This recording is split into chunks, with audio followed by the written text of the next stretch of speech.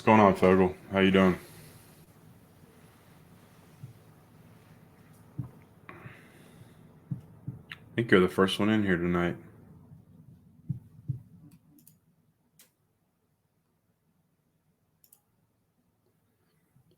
Pretty good. Pretty good. Spent too much money on chickens today, but I think a lot of us did.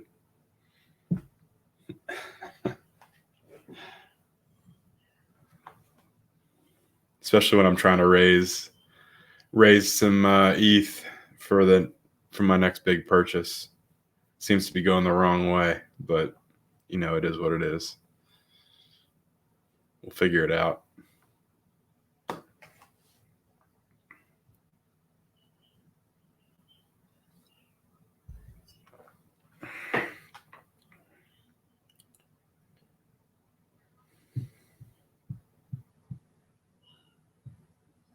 What's going on, Gags?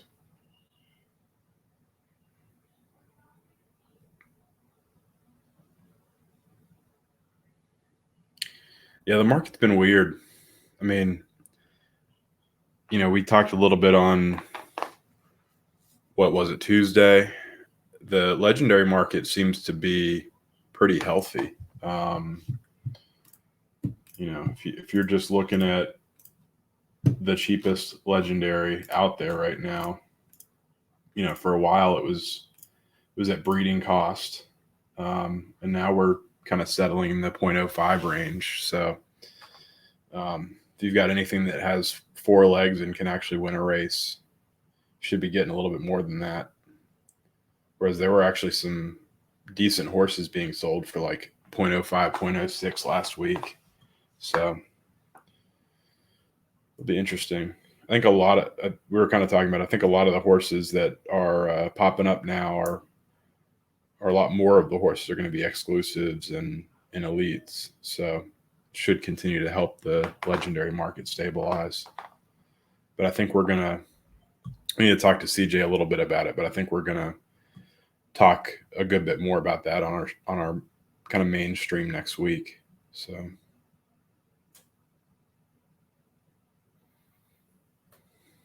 Oh, you're talking about the chicken floors. Yeah. The market is nuts, and it basically broke OpenSea earlier. So I think it broke the rarity sniper too.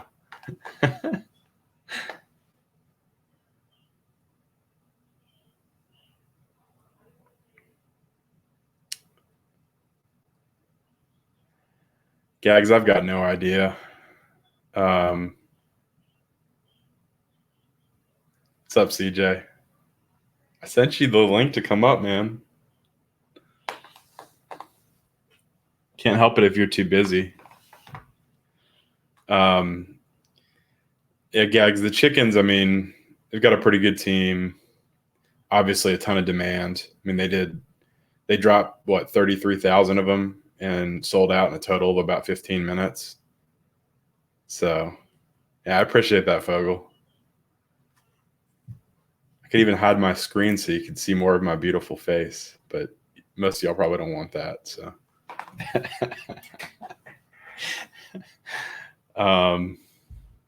yeah, I'm gonna wait for a couple more people to pop in, and then we'll get started. Gags, I know you had a question about race shapes, so we can definitely start there if you want, and then we'll get into horses. I mean, we didn't advertise this stream quite as much as some of our other ones, but hopefully we'll get a few people pop in.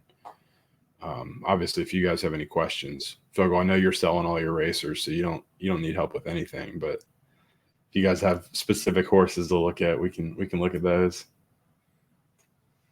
And if not, I'll figure out something to talk about, at least until CJ gets here, if he even decides to come up.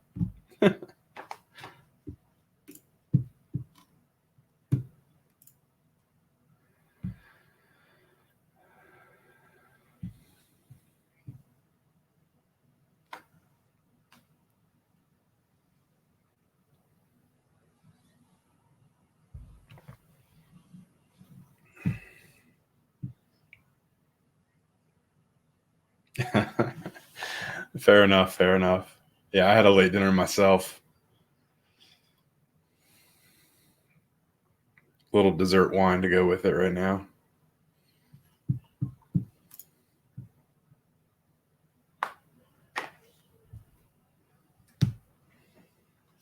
All right, Gag, shoot. Which one do you want to look at?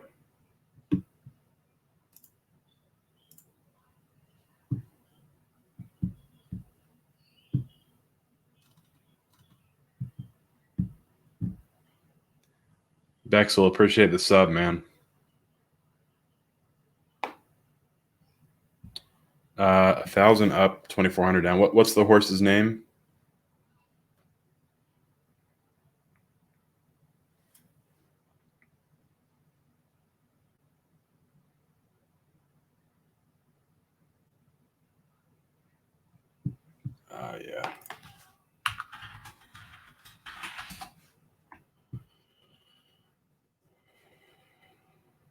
Yeah. Looks like yeah, I mean, it's a pretty clear long spiker, but you're still pulling good odds short distances. Merits of running down more. You're in class 3. If we're looking at just class 3 races, still got a pretty good shape. Yeah. Oh, it's a short spiker. Let's see. Oh yeah.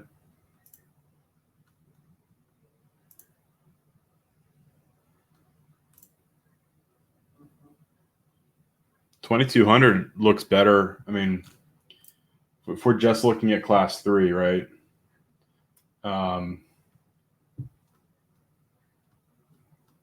Yeah, CJ's right that it's a short spiker, obviously with the placements here. And let's look at, yeah. So you're still competitive up into class 2, but it obviously depends on the field.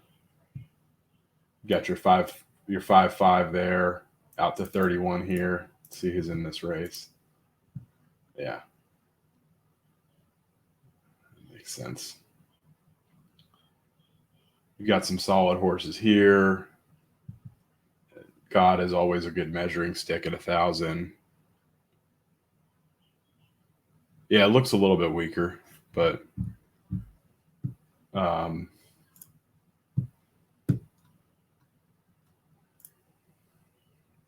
class 3 and then class 4, I'm assuming the finishes are a little bit better. And where are those 4th places coming? That's weird.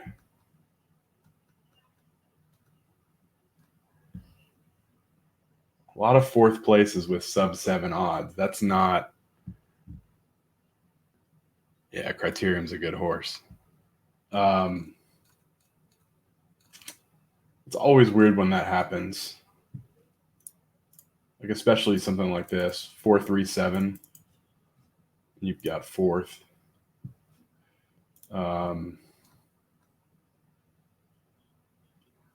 Some big horses. Couple downs. Is that a bigger buy-in?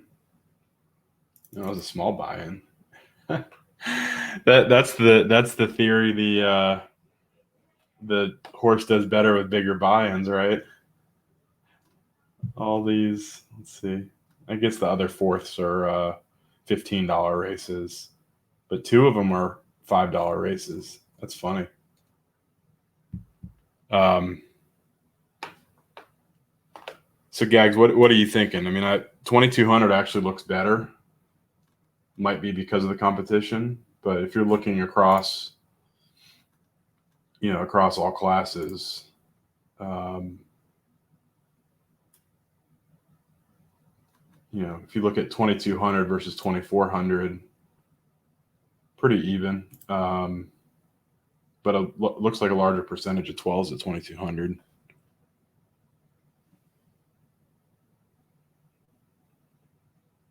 Yeah, I think that makes sense. I mean, you're so competitive in class 3. I mean, like if we're comparing them to laser eyes, right? You're so competitive in class 3 that you can just sit there, but you'll clean up in class 4. Yeah, I think that's right. I mean, I think what you're saying makes a lot of sense. You'll still get some wins at 22, and then same thing with 24. I mean, that looks even better, right? The question is, though, yeah, I mean, I guess class 3, 2400 is really the way to go. 2200 if you really wanted to get down, but to your point, I would probably just run them at 22 and 24, and obviously being mindful of the threshold, the class 3, class 4 threshold. You don't want to run too many downs when you're right there, but at the same time, since you're Ewing, it can't really hurt, and you're competitive in all these races. It can't really hurt to keep running 3 at a time if we can sign up for races. I don't know how you guys are racing. Yeah, CJ, that's a good point too.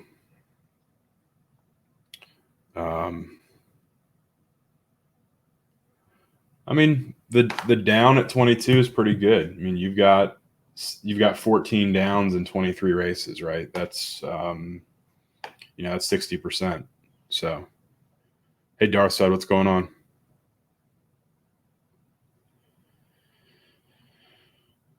Appreciate you jumping on.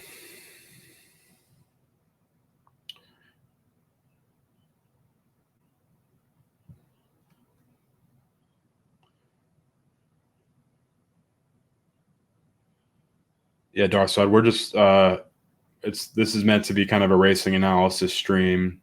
Probably won't post the VOD, but hopefully some people will join. If you have questions about specific horses and anything you're racing and is giving you a headache, happy to take a look and provide some feedback. Gags, did you have anything else on this horse that you wanted to go through? Guess we could talk through speed. I mean, if you're looking at the speed charts that CJ loves so much, 2400 looks like the better down. No, I mean, I would save your thousands until you kind of get tired of the U's and especially once you get down into the middle of class 4, you can probably switch over. The one thing I wanted to look at was, again, not that I'm a huge speed chart guy, but 1200 looks pretty good. Come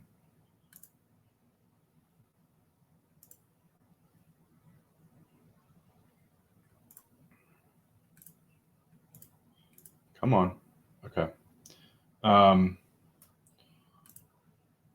I guess you're pretty even on you have a lot more middles at 1200. So if you find some weaker fields, you could run 1200 too.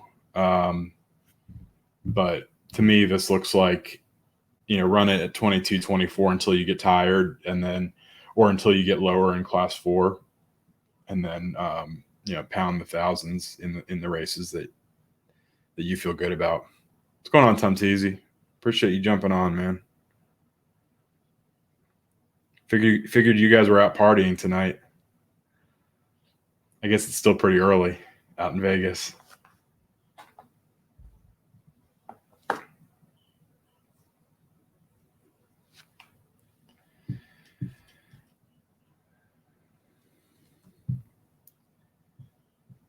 Hey,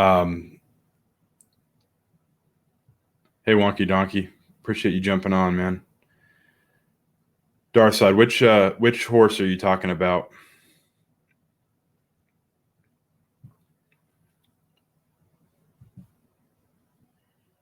I don't know why our something's weird with the filter tonight. Do you have is it not letting you post links? Or do you have the name? Darth Talon. Yeah. think you were asking about that at some point. A good horse too. All right, man. There's so much to do. There's so much to do out in Vegas, especially on a Friday night, man.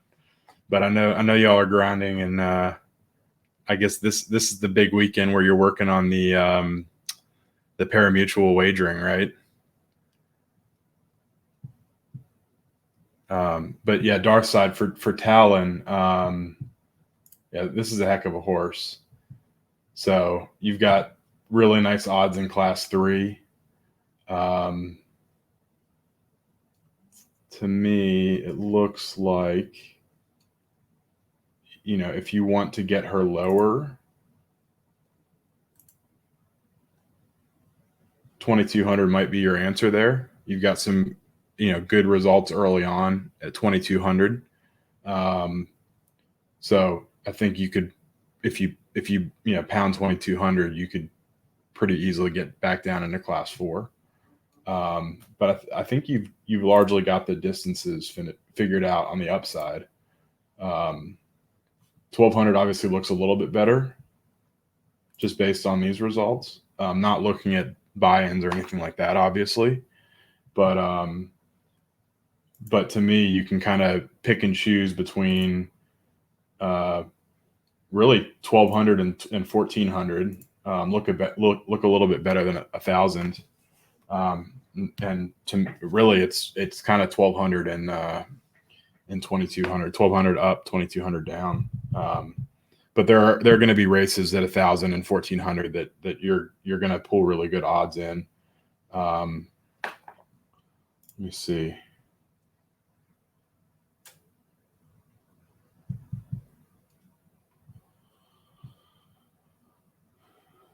Yeah, it looks like. Let's look at this race. So this is probably a $10. And you've got a really good sprinter there and some other really good horses. I mean, Princess of Power, this is more of her down distance. So I think if you were a little more selective with your thousands, your results would probably be a little bit better. Kind of start to keep an eye on, if you're not already, start to keep an eye on some of the strongest horses that pull a little bit better odds than you, and try to stay away from them. But just based on the charts, 12 and 22 look really good to me. Yeah, no problem.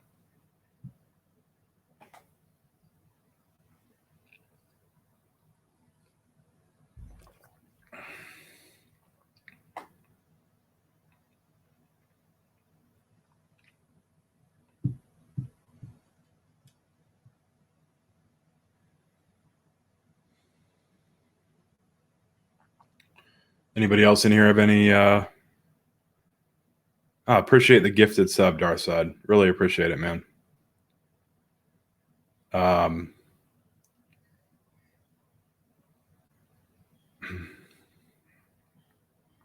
Anybody else have any horses that you're having an issue with, or that you want to show off? Both of these have been really good horses. So.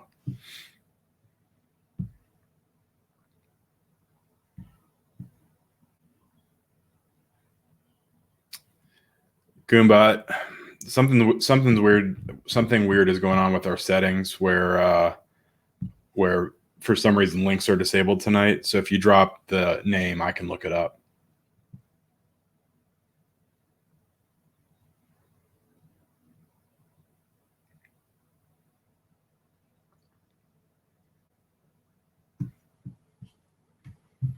Battle Master. Ooh, it's a nice shape. Probably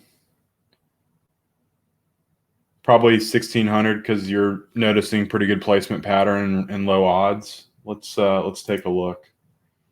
I'm actually with this one going to try to pull up Sigma.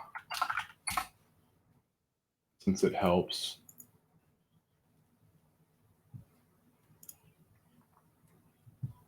See if this loads for us tonight. All right, Darthside. Yeah, have a good one. I really appreciate you jumping on. Feel free to join anytime.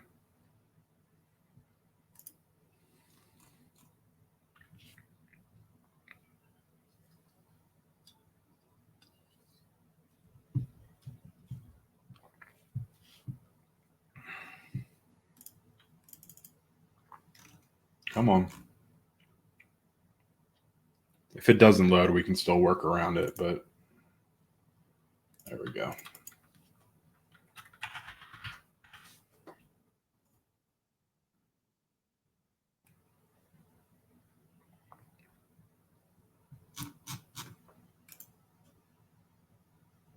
Maybe not.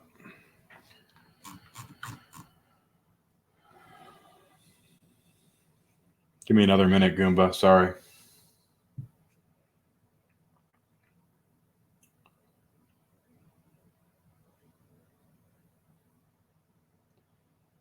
CJ, we've got to talk to Kent again about Sigma and see if we can help him out with the servers.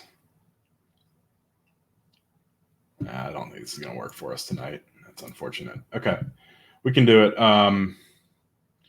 Yeah, Goomba, this is a really nice horse. So you're in class 4 now. Kind of flip through the distances. So you said you're focusing on 1600. Is that almost all your races? Yeah, almost all of them. Okay. I mean, it looks like you found a pretty good distance early on. Looking kind of on either side of it, 1800, you've got a couple middles, you've got an up and a down. That could be a pretty good distance for you as well. On the other side, 1400, you've got not as nice of a placement pattern. Still, enough ups and downs that you can. This could be a U, but obviously 1600 is looking better.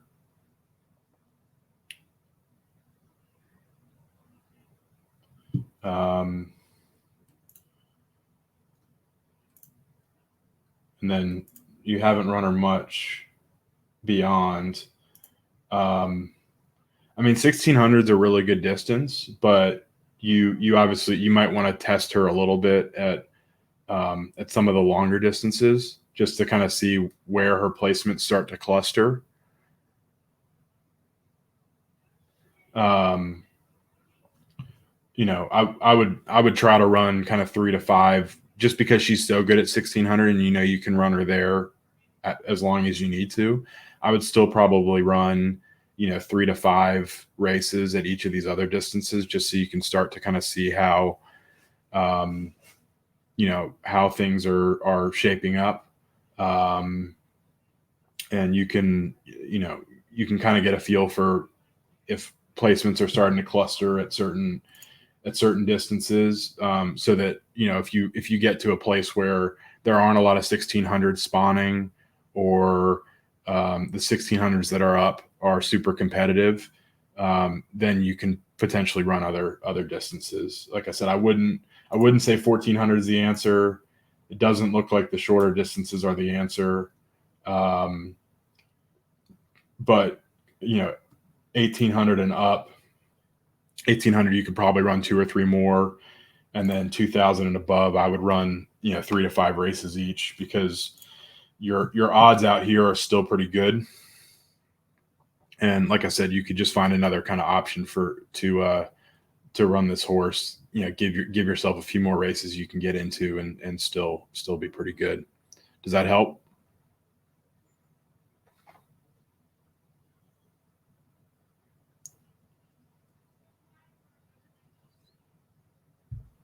No problem.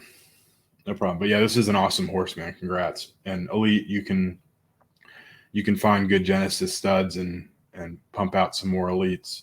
With this profile, she probably has higher variance, and so going back to our stream earlier this week, she might not be a great breeder, but pulling some of these odds that she is, even class 3, she's pretty strong. And so let's look at this race.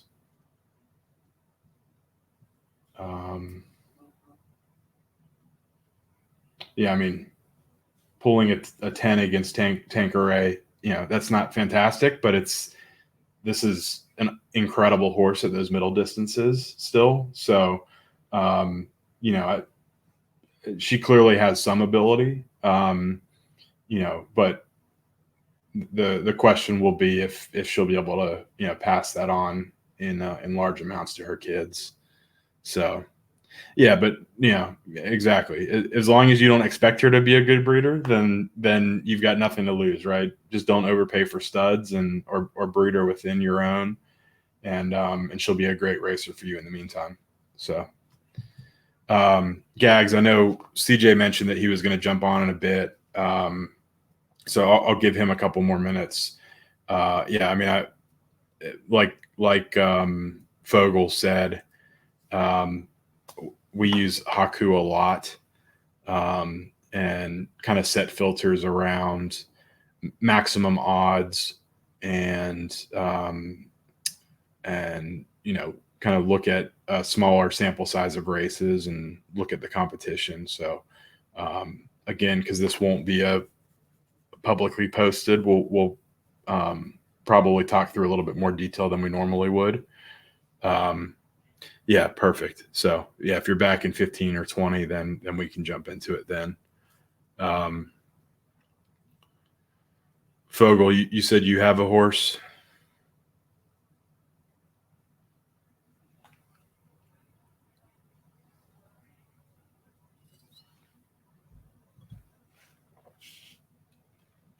Hands and Heels, a mini spiker. Seems like a very...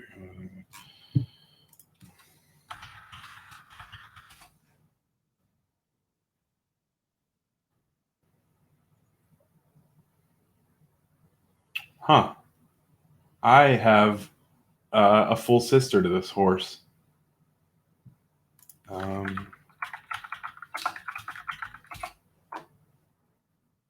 She's not great, but she's okay. Let's see. So going back to yours. Ooh, Philly Coral Wave. That's nice.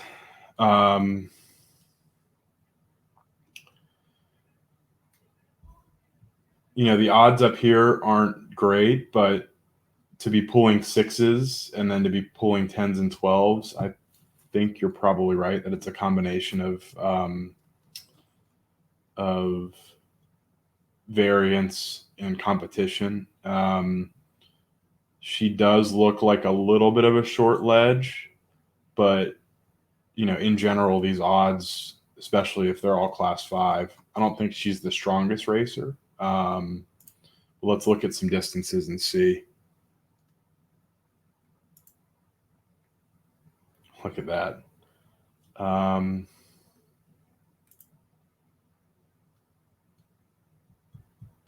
2 middles.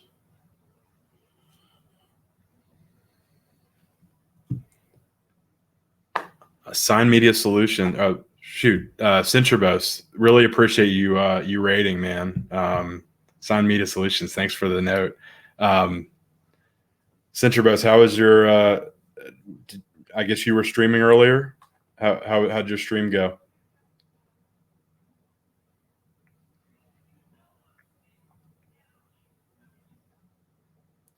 Let me know when you get a second. I'm gonna jump back into this horse. Yeah, obviously I'm not looking at the price if she's listed, but yeah, I mean it looks like you said, she's kind of a short spiker. That said, she does have a little bit of a U. This is a nice shape if she'd win a little bit more. Yeah, it did, man. Yeah, you popped up. I mean, we just started streaming, so we're looking at we're trying to figure this all out ourselves. But yeah, it popped up the little alert. But we're on Streamlabs, so it doesn't the alerts don't come up on Streamlabs. So how was your stream tonight, man?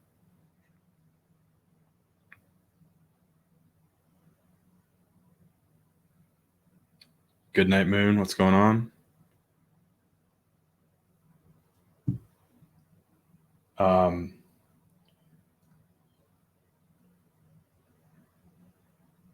Let's see.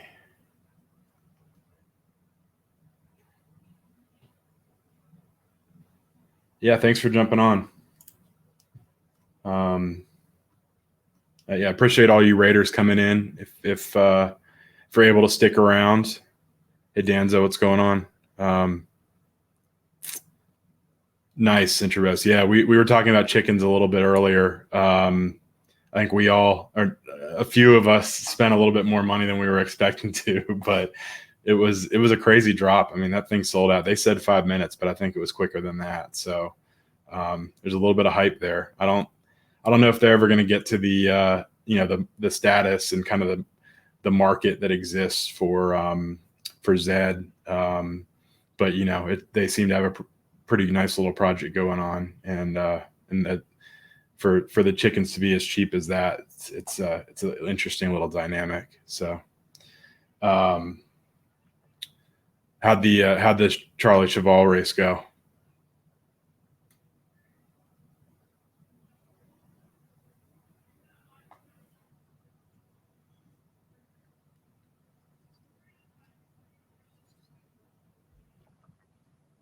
Of course, that sounds par for the course. So yeah, I mean, if you're looking at this one, that we're looking at horses tonight. So yeah, for all you guys joining from Cintrabos, my streaming partner is going to be joining a little bit, but we're XYZED Run or XYZ, and we're kind of here to try to educate a little bit, and we're not as high action as some of the other streamers are out there. But tonight we're doing a little racing pop-up to look at different racers that you want to look at, kind of look at the charts and look at provide advice or figure out kind of what's good and what's bad about the horses.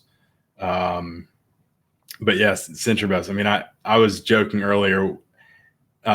I can't even get in a race if I wanted to. I've got a bunch of Griffies that I just ran earlier this week, and I like can't even sign up for $2.50 or $5 class 5 races if I wanted to. Even when racing was working a little bit better the last couple of days, I couldn't even get in. So I'm thinking it's a lot of Matic issues and stuff like that, but hopefully things will get ironed out over the weekend. Sign Media, man. I really appreciate the gifted subs.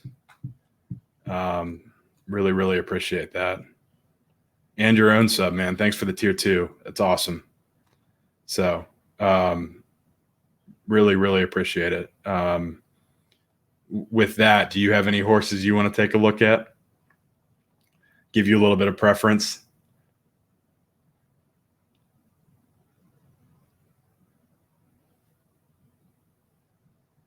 Yeah, Danzo, we're finalizing setting up a Discord. We had a small private Discord for a handful of us, and we're going to open that up here almost certainly this weekend, and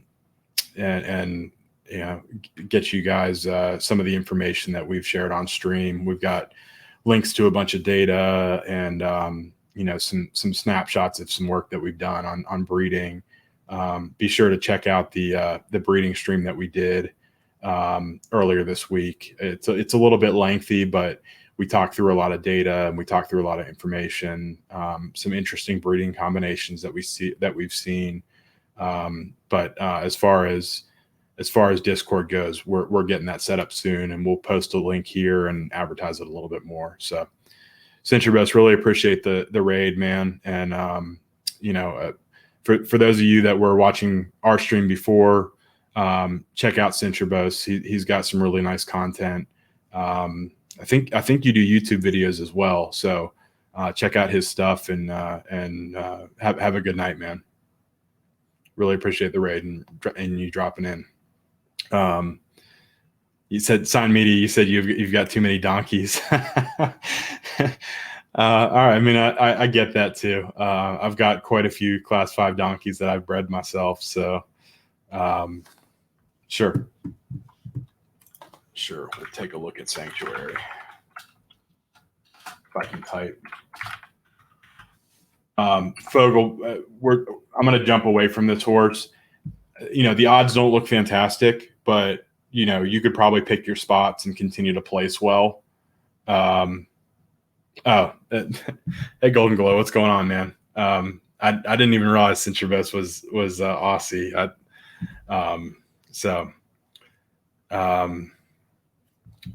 Appreciate that heads up.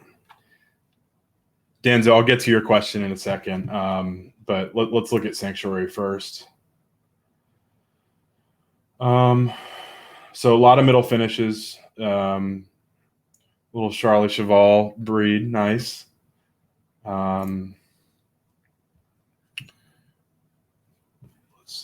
see if we can find anything here. So it looks like you're at the bottom of Class 4. Again, it's not working for us tonight, but a lot of times we use Sigma Stables, which was one of the original tools, and it kind of fell out of favor compared to Know Your Horses and Haku and a couple of the other ones that have popped up more recently or been around but had a little bit more information. When it works, Sigma is great. You can pull up any horse and then it'll actually give you an Excel download of all your odds, all your placements, and you can kind of take a look at that and pull that into Excel and do some data analysis. So on a normal night, on a normal stream, we would get that up and running and dump it into Google Sheets and show it. But for now, I think we're going to have to stick with the charts on Know Your Horses.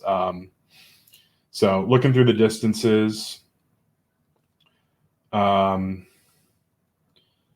great odds in Class 5. 1400, you've got some middle finishes. 1600.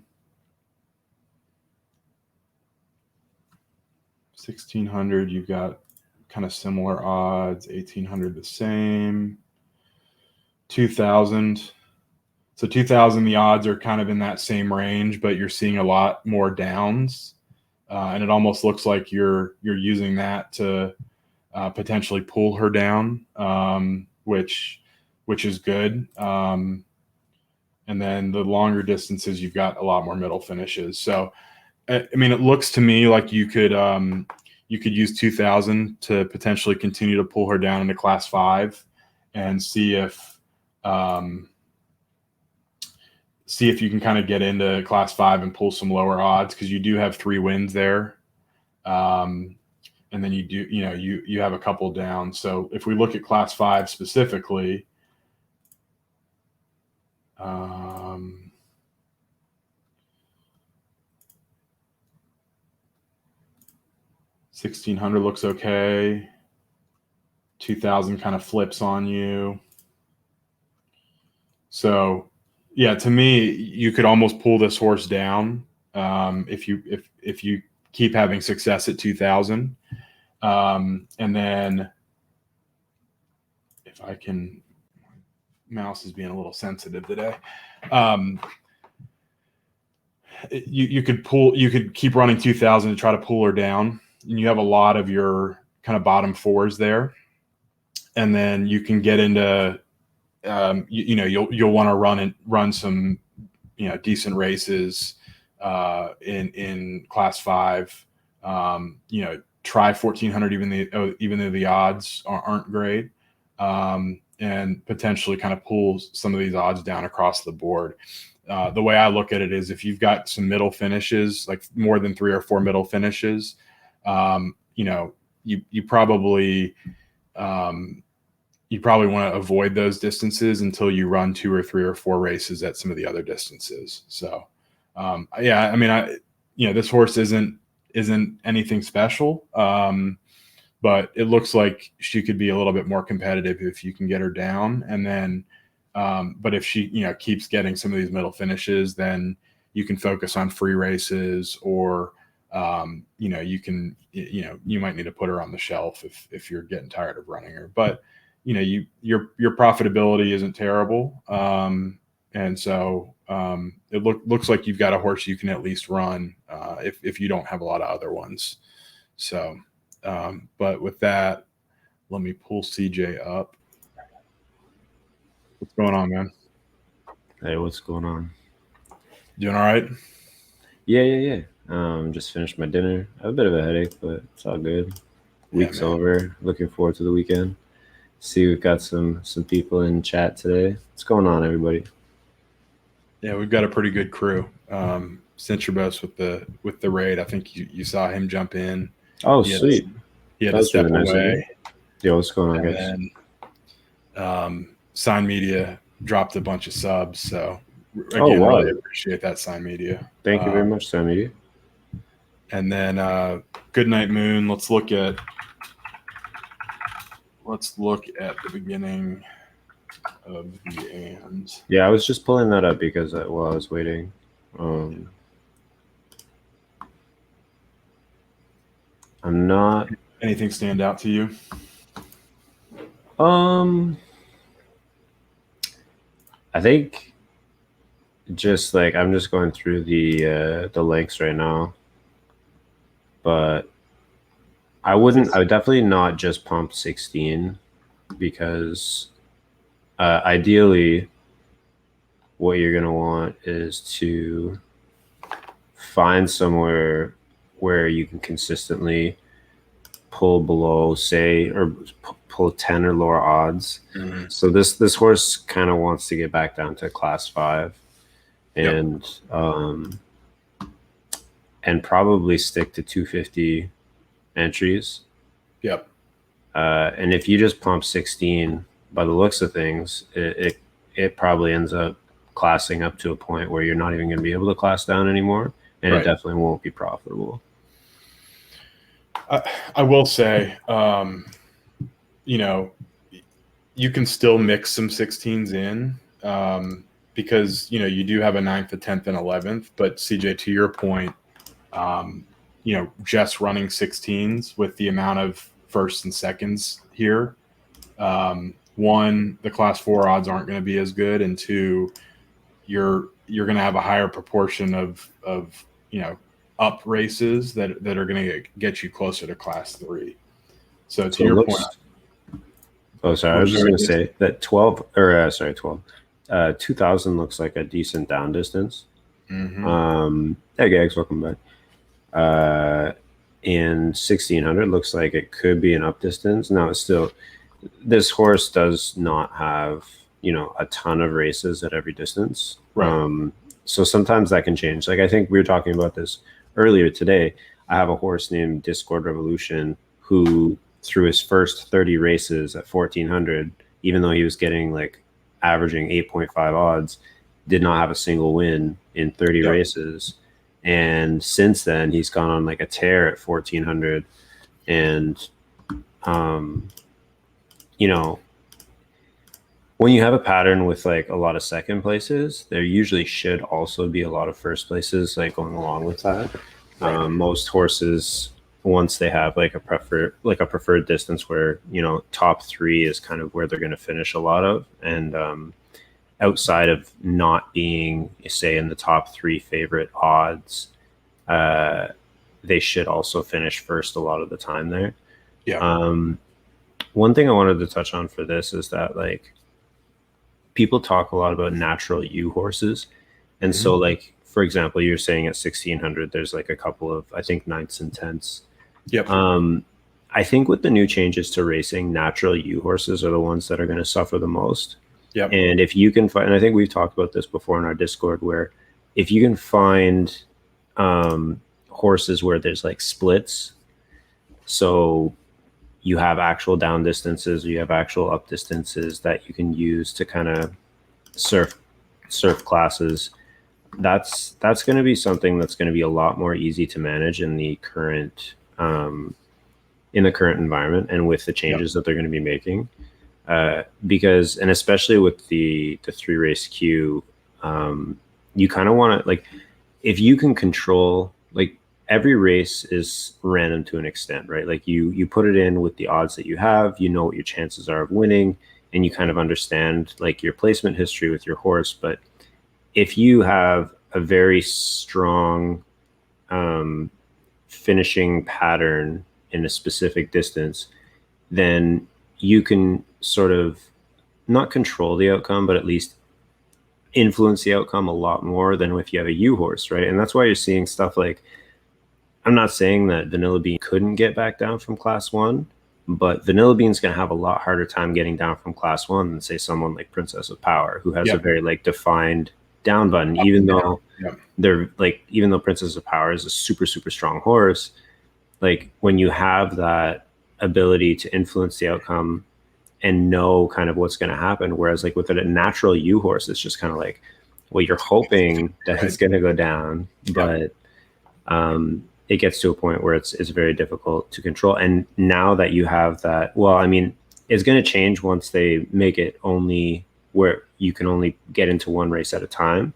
But with the 3-race queue, I mean, like if you're, straddling the line of class, say 4, and you've got like 21 points, and then on your first race you go down, then the next 2, if you say get 12th and 10th afterwards, like they're basically just useless races that you kind of throw money away on.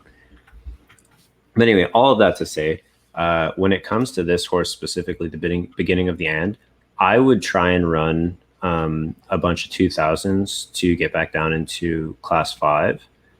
And then once in class 5, you can kind of mix it up, right? Like we usually have a tier system that we like to use where you have to kind of gauge like how many points you have, and you queue your races based on that. So if you're at say 16 points, a win is not going to take you up into the next tier, but it's still probably better to run 1 1600 and 2 2000s. And then once you get to 10 points, then you can start running say like 2 1600s and 1 2000. And the whole goal of that is just that you're trying to manage your points so that you don't push yourself up into the next tier or into the next class accidentally. And then it becomes a chore to kind of get back down to where you can be more profitable. Right. And you kind of have to do this whole thing again. And what people don't maybe necessarily realize a lot of the time is that the higher your odds get, the harder it is for you to consistently finish in the bottom or in the top. So if you get yourself up into class 4, then you're going to have a harder time getting back into class 5. And if you get yourself up into class 3, then you're going to have an even harder time, right? Hey, BG, what's up? BG? Appreciate the follow, man. Lucky, if you're still around, appreciate the follow as well. Lucky Charms. So yeah, the one thing I was going to call out for this horse is you do have some positive results at 2,400 as well, but the odds are so high. I mean, you're still pulling 15s and 14s a lot of the time in class 4. That's not terrible, but the horse will be a lot more competitive in class 5. So, to CJ's point, run the 2000s to take him down, and then you might be able to mix a couple 2,400s in. But if you can kind of get yourself into the middle of class 5, then you should be able to run some 1600s. Maybe a 2,400 or 2, and then keep cycling your 2000s as well. So hope that helps. So there was a question earlier about finding racers, which I think also Danza, you had another question about kind of how to find a horse for $1,000, and I think Wonky Donkey had a good. Pretty good piece of advice of if you can find a raced Genesis female on kind of the lower end of the market, then that would be something you could kind of invest in. Again, we're not here to give financial advice, but all jokes aside, the in our mind, the Genesis horses, there's only going to be 38,000 of them ever, right? So if you can put your money into the Genesis horses, they should hold their value a little bit better than the bred horses, which will, expand forever. And so, a Genesis female especially can be a pretty good investment, because then you can take that female and you could find cheap studs and expand your stable slowly that way. The other way to do it is to find, there are a lot of legendary and exclusive horses out there. And I think, CJ, you were going to kind of go through how you look at the market and how you look for racers. There are a lot of legendary and exclusive horses out there. Some of them are listed for, less than they're probably worth. And you can, there are horses out there for 0.1 ETH, 0.2 ETH, that are at least worth what they are listed for and can race well. I wouldn't suggest going out and, the exception to not spending all your money in one place would be finding a Z9 or a Z10 Genesis female that you can breed. You're probably not going to find a racer in that at that price point, though, unfortunately. But the alternative would be to look at legendaries, whether they're colts or fillies, and try to find one that pulls decent odds in class 4, class 5, more likely class 5, and kind of start there. So, CJ, do you want to share your screen, or do you want to? How do you? No, that's cool. I was just gonna say, how much is $1,000 now? I don't even know what that is in ETH. Like 0.3 ETH. A 0.3. Okay. Yeah, I mean, I guess my feeling, if that's what you've got to start with, and it is a tough environment at the moment with that much, because like the problem with ZED is that it's not just about buying the horse. It's also like you need to be able to breed the horse. You need to be able to race. You need to be able to do like a whole bunch of stuff after you make that initial investment. Right. So I remember talking about this a long time ago with a bunch of people like in Step and even with like Dan Chan and people like that. And it's just, people trying to get into drops and afterwards are just like, wow, we just want this like $100 horse or $200 horse. I only have $300 to get into the game, all this other stuff. But it's like, right, unless you get extremely lucky, then it's just not like you don't have a sustainable place in the game right now without, having some kind of like liquidity, right? So, I mean, with 1,000 0.3, yeah, you can definitely find some deals out there. The way that I try to identify horses in terms of, yeah, or if you win a giveaway, exactly. In terms of identifying horses, I think if you're first getting into the game, David is right on the money in terms of you, especially at this time, if you can get a female Genesis horse of any level at this point, that's a good investment to have. Like you said, the scarcity is going to be really important down the line. And I mean, again, like you were saying, it's not financial advice, but in terms of longevity, and if you expect this game to be successful in the future, then you're probably never going to see Genesis as cheap as they are now. And I mean, I know that's funny to say, like, $1,000+ is cheap, yeah. But the one thing I'll caution there is there are still 10,000 horses to be dropped, right? Right. So the one argument for not kind of spending all your money in one place and trying to spend a little bit more to breed each month and find a racer is that you can get in for 0.05 or 0.1 now, as opposed to where we were a few months ago without breeding, and then you can save some of that money for a drop. I mean, I know we have a couple guys that we talk with that started with smaller stables. I mean, CJ, you had a smaller stable for a little while there. My stable's still small before Terra, right?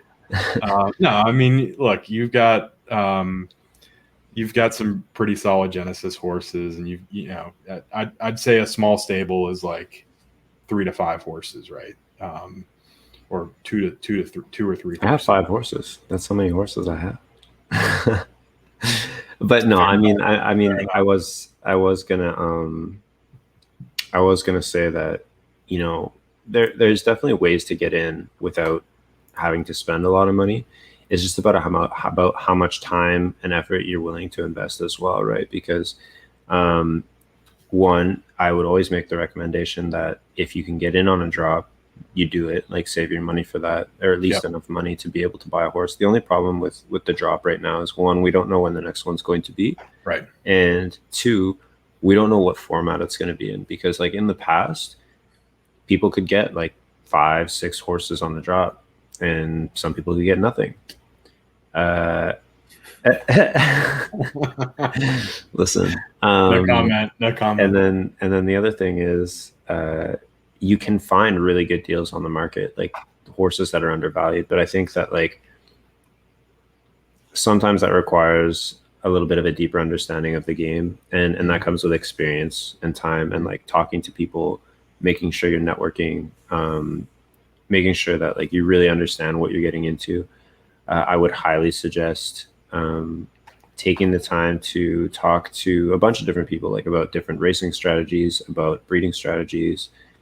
We just did like a really good show, I think, on Tuesday about breeding and different horse types. So, in that sense, what I did when I first started, well, I was part of a drop, so I kind of had a leg up in that way.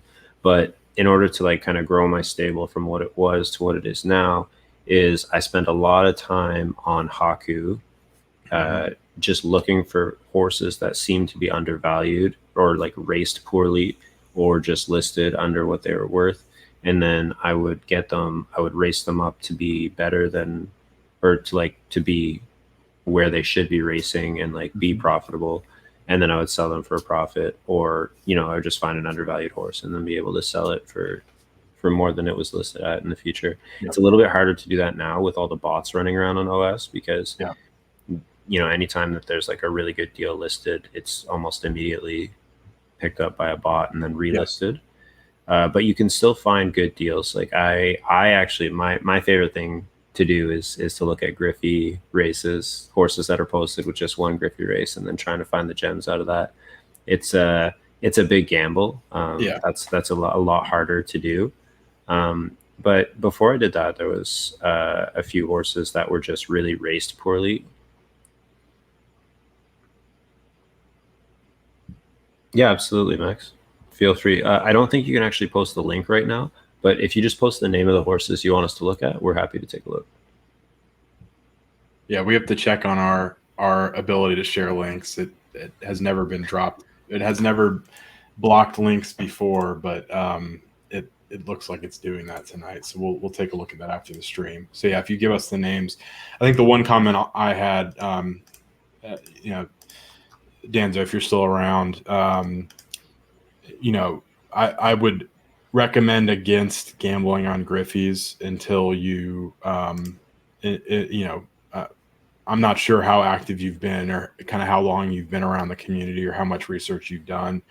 But I think it's a lot easier to find an undervalued horse that's been run like 5 to 10 times, where you can see that they're pulling pretty good odds in class 5, but maybe not winning at all. You know, there are a few on the screen now that are less than 0.1 ETH females, that are pulling sub 15 odds on average. And so if you're at more than a couple of races, you can kind of start to see, you know, what we've been talking about earlier of where the placements are and look at how the odds look across the different distances. And so that, you know, there will be horses that are listed for 0.08, 0.1, 0.15, that you could find pretty decent racers, and then to CJ's point, potentially flip them for a little bit more, or keep them and breed them, you know, however you want to play the game. So I think that's, you know, I think the Griffey race method, if you have a little bit more of a pool that you can kind of buy 3 of them, and if 2 of them are not great, you know, you can sell them at the floor or around somewhere around the floor, and and keep the other one, and the third that's a decent racer, and race that one, or sell that one for a little bit more. But again, that's a good bit more of a gamble than really digging in. I think the key point there is just to do a lot of your research. We're again a stream that's kind of focused on educating people and walking through kind of the things that we look at. On Haku, I just kind of did a quick filter for female horses, legendary and exclusive, and less than 15 odds. And so as far as a market tool goes, Haku is really good as far as giving you a lot of different filters. You can search for specific colors, you can search for specific bloodlines, and so and then, but like CJ said, ask questions. You send people DMs, send us DMs about horses that you're looking at, and we're more than happy. A lot of people are more than happy to provide opinions on specific horses and kind of give you advice. And on the flip side of that, we don't know everything, even though we pretend like we do sometimes. So make sure you get multiple opinions, and just try to learn as much as you can, and it'll start to make more sense. My April and May, this was basically a second full-time job for me. And CJ, I think it was pretty similar for you, 30 to 40 hours a week. Am I not getting paid for this? Well, depends on how you look at it, right? But yeah, it's I hope, Dan, hopefully that helps.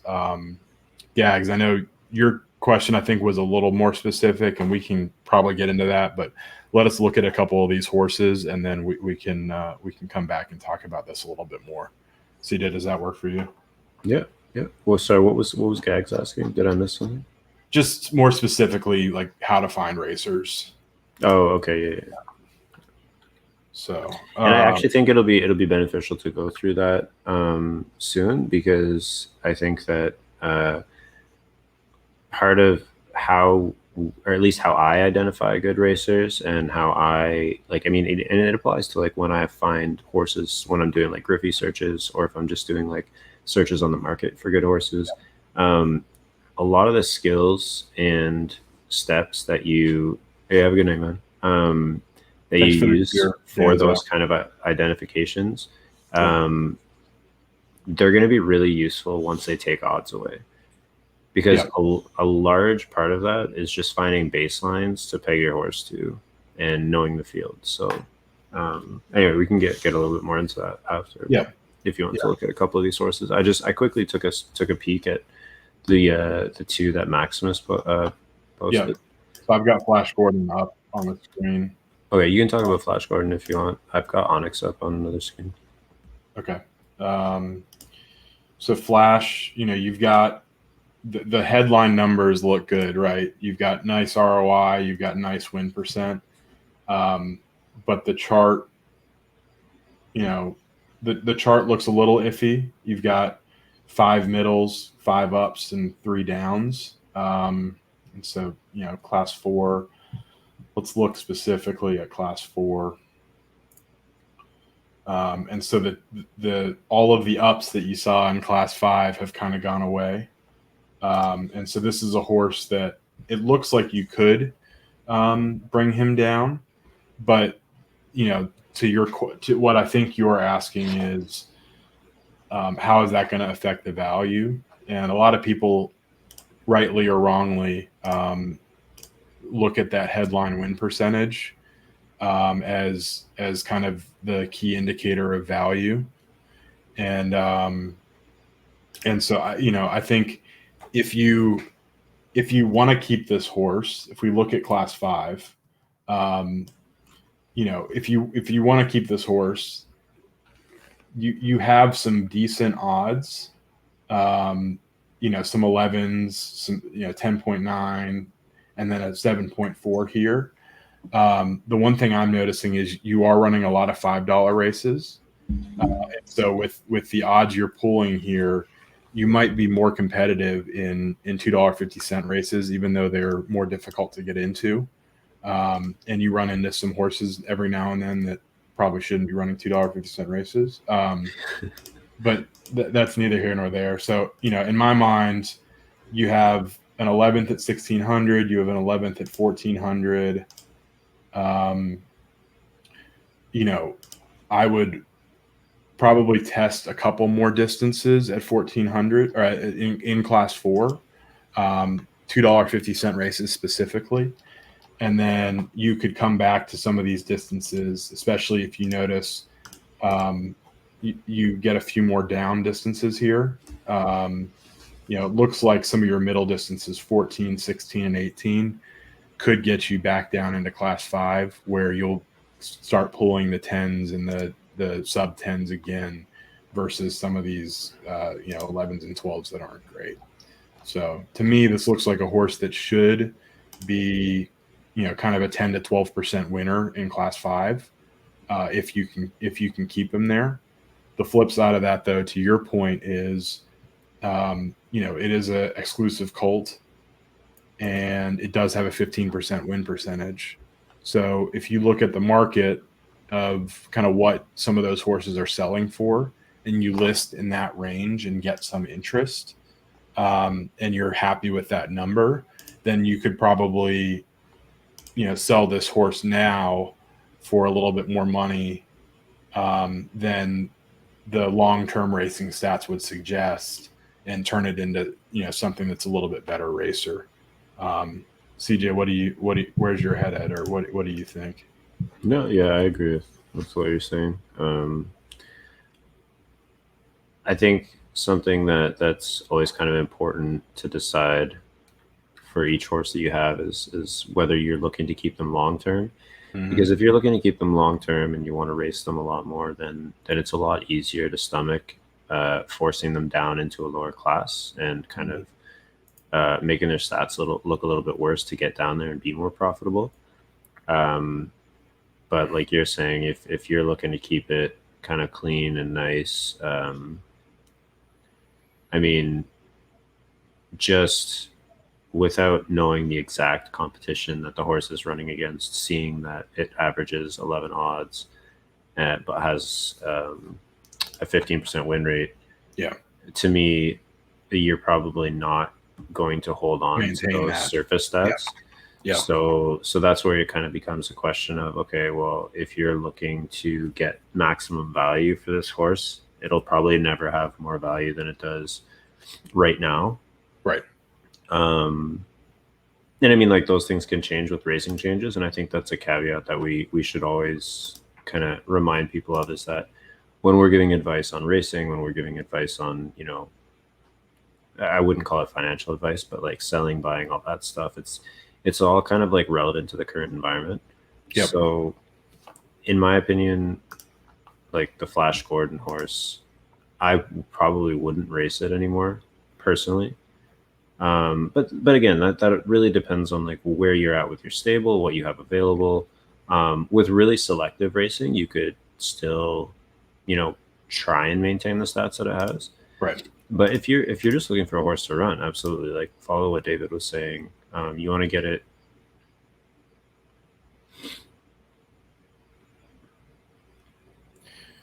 Yeah.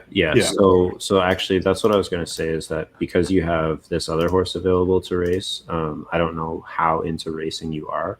A lot of people have different goals with racing too. It's like some people just buy horses so that they can race them to a point where they look profitable and then sell them for the biggest profit margin that they can. If you're looking to race for fun, I think that Onyx probably has a better chance of being something that you can race without losing money longer term. But I agree. But again, looking at Onyx, I think one of the biggest issues with that horse is you still have a little bit of discovery to do. I see that most of the races are at 2000. And I think that a lot of that comes from like that sort of, U shape forming, but I don't really like that distance that much. I mean, it could end up flattening out a little bit more in the front, but usually like a lack of placement is not great. I think Yes. that There's I a think lot of that middles, right? I mean, yeah, you've got and 15 middles out of 41 races. So that's a pretty high number. 3 out of 8. That's almost 40% of your races are some of the middle distances. Maximius, I think that's again, we're not telling you what you should do, but I think you're thinking about it the right way. The stats look really good, and you should be able to kind of take a look at what the middle of the market value is, and potentially get somebody to pay you for that. So, and as far as Onyx goes, I would still do some discovery there. 2400 looks like a decent, more profitable distance than 2000. Mm-hmm. And wait, was it 2400? Oh no, I'm looking at the wrong horse now. Yeah, so 2400 was 2400 looks okay. Good. Yeah, and as an up distance, maybe even a U. Hard to say this early. I would do a lot more discovery with 2200. Yep. But I would be running $2.50 races only with that horse. Yep. Its odds aren't good enough to be running up in $5 races or more, unless you can find some really soft fields. But I would stick to $2.50 races, and I would check out 2200. And if you're getting too close to start, if it does turn out to be like a really profitable distance for that horse, and you're getting too close to class 4, then it looks like 1000 and 1200 both look like pretty good down distances to use to kind of avoid going up there. And 1400 could be too. I mean, 1400 is probably worth running some more races to see if 2/12 is always a good start. But yeah, CJ, to your point, 1000 is a tenth and a 12th, and then 1200 has nine races in the bottom 3 in 14. So, and this one, it has 0 class points, so it's got a little bit of a wiggle room. But I 100% agree with where you're coming from, CJ. I would also probably try, even though the 1800 is 14 odds and in 8th place, because that's a $5 race in class 4. 1800 could be worth just taking a look at. But I do agree that I think 2200 you should be running a lot more races there. And one thing that's good about trying to find some races with 1800 as well is that 1800 and 1400, if you can run in them, their fields are typically a lot easier to win in, because you have those like really extreme distance horses that typically run 1000 to 1200 or 22 and 24. So once you get rid of those, it comes down like a lot more to I don't want to say like natural strength of the horse, but like you just have fields that are a little bit more competitive, or sorry, less competitive in terms of it's less dependent on distance. It's right. It's less dependent on distance preference, right? You get you get fewer spikers. And when we say spikers, spikers is the odds spike at 1600, or the odds are a little bit higher at the middle distances, and then they progressively get lower, short, or long, and you'll tend to notice better placement patterns and better odds as you get further away from 1600. That's what a spiker is. So to CJ's point, a lot of those spikers don't like running at 1400 and 1800, even at 2000 sometimes. And so there are softer fields there that can be exploited. So CJ, anything else on that one, or did you want to jump to? No, I was just saying that if Onyx would be the better horse in my opinion to keep running, and just has some discovery left to do. So yep. And you can reach out to us too if you're having trouble with figuring out what races to run and how much discovery you should do depending on the results, then just shoot us a message. Yeah, again, we're close to opening up the Discord, so we'll be posting that to the Twitch in the next few days, likely. So feel free to jump in there, or if you want to message me, search for just Quest Racing in the ZED General, and you can find my my username to DM me if you want to do that. So happy to answer DMs whenever I can. Slide right in. CJ the same. Yeah. So Leaf, Little Witch.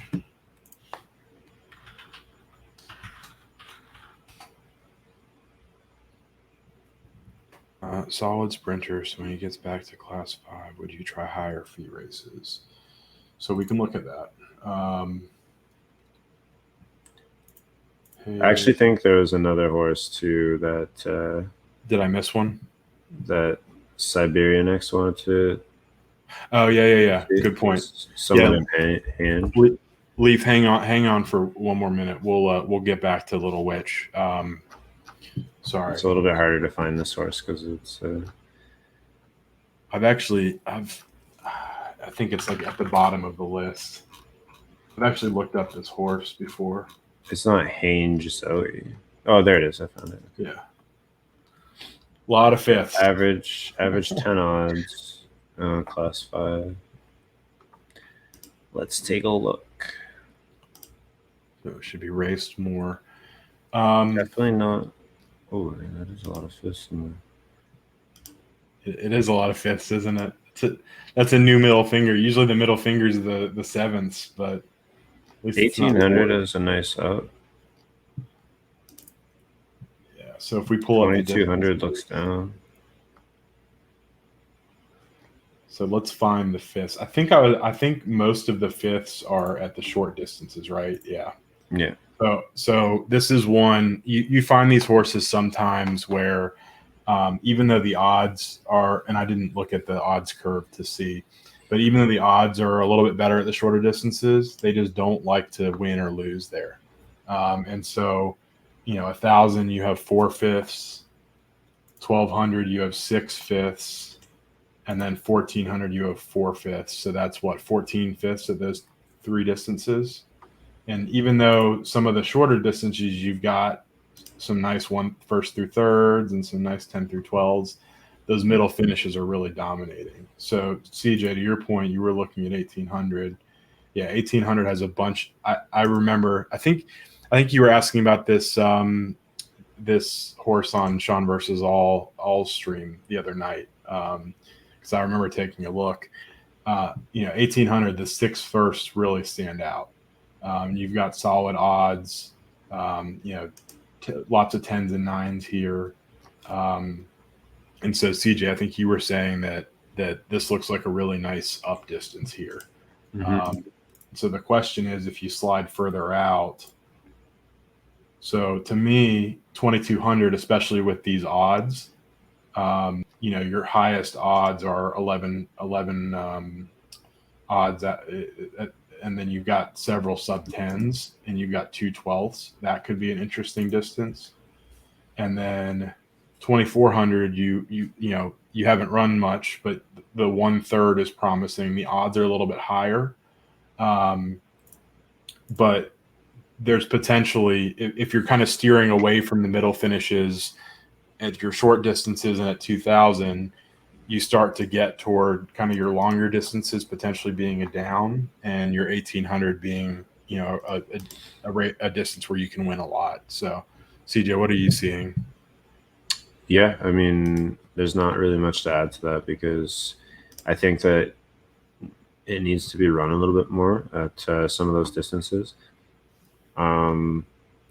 It does look like a $2.50 class 5 horse that probably is more of a break even, not like a super profitable horse, but it should be able to at least break even.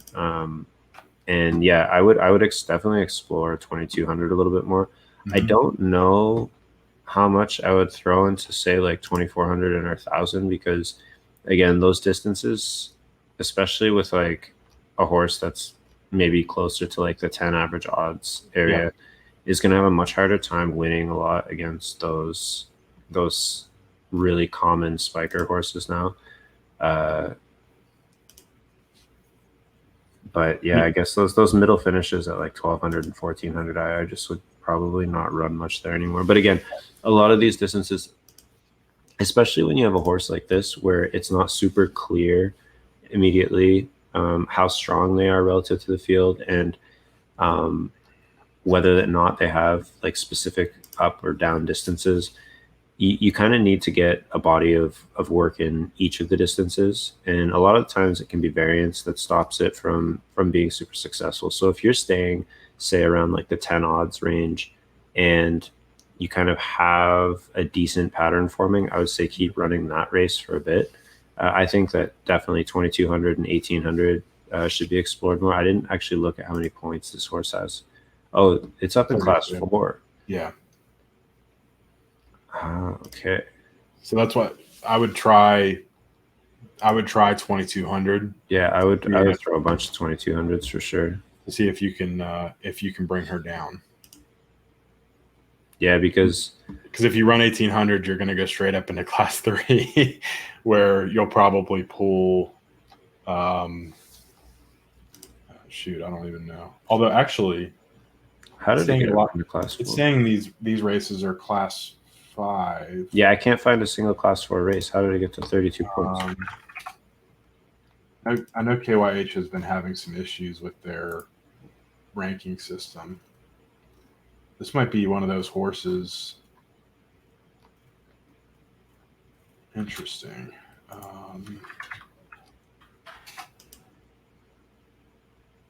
Yeah, this is super weird. I found like 2 class 4 races. Or no, there's a few here. But they're from like August 11th.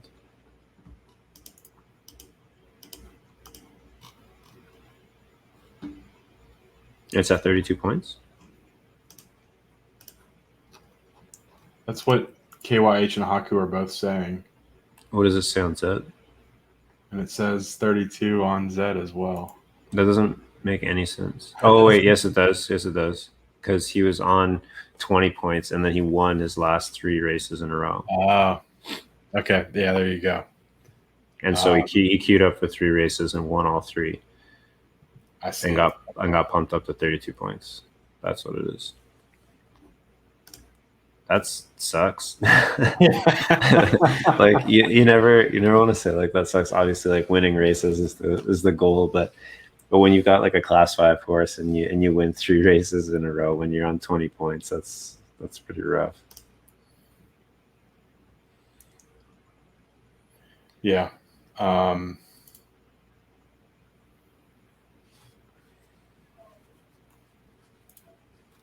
just looking at the class. Again, looking. Go ahead. I mean, he gets down from like 8 to 10 odds. He could definitely be a profitable horse in class 5 running 250s. Yeah. That's right. And I'm not actually convinced that the sprints won't work for him. There's a lot of 5ths in there. Are you saying because of the competition? I'm not 100% sure. I have to go through. Maybe 1200. Yeah, well, that's just it. I think this is a horse that requires a little bit more digging into based on the competition, because I think a lot of those 5ths were early on too. Yeah. 1, 2. Yeah, like a lot of those in its first 1, 2, 3, 4, 5, 6, 7. Its first 8 races, it had 5 5ths and a 7th. So since then, it's been a little bit better, I think. So it depends what you got her for. I mean, if you got her for really cheap, then with, let me reset it and look at the surface stats. You might be able to sell her for a different number, a pretty decent number, because she's got kind of 10 odds across the board. She's got a 14% win percentage. So people might look at that and say, oh yeah, this is a pretty nice horse. I think because she does have close to 100 races, you can get away with, maybe not winning as many of those, and your win percentage won't take as much of a hit. But it will take some effort to get her back down to class 5. So it's just a matter of if you have other horses that you like to run, if she's not your primary racer or even in your kind of top 3 racers, then it might be worth listing her a little bit above kind of whatever legendary Buter and Philly is on the market right now, which with these kind of stats, 0.25, 0.3 seems like a pretty decent number, maybe a little bit higher than that. Just off the top of my head, I haven't looked in the last couple of days, but that's where it kind of was pretty recently. And so that's, we can't really, give you specific advice there. It's just a matter of you kind of weighing whether you want to keep racing her and she's one of your better racers, or whether you'd like to lock in some profit. I think it sounds like CJ and I both agree that as long as you stay away from some of the shorter distance races, some of them, it looks like 1200 might be pretty decent, then you should be a pretty profitable horse in class 5. But she's certainly not like a superstar racer that is going to be, competitive for the next 6 months. Right.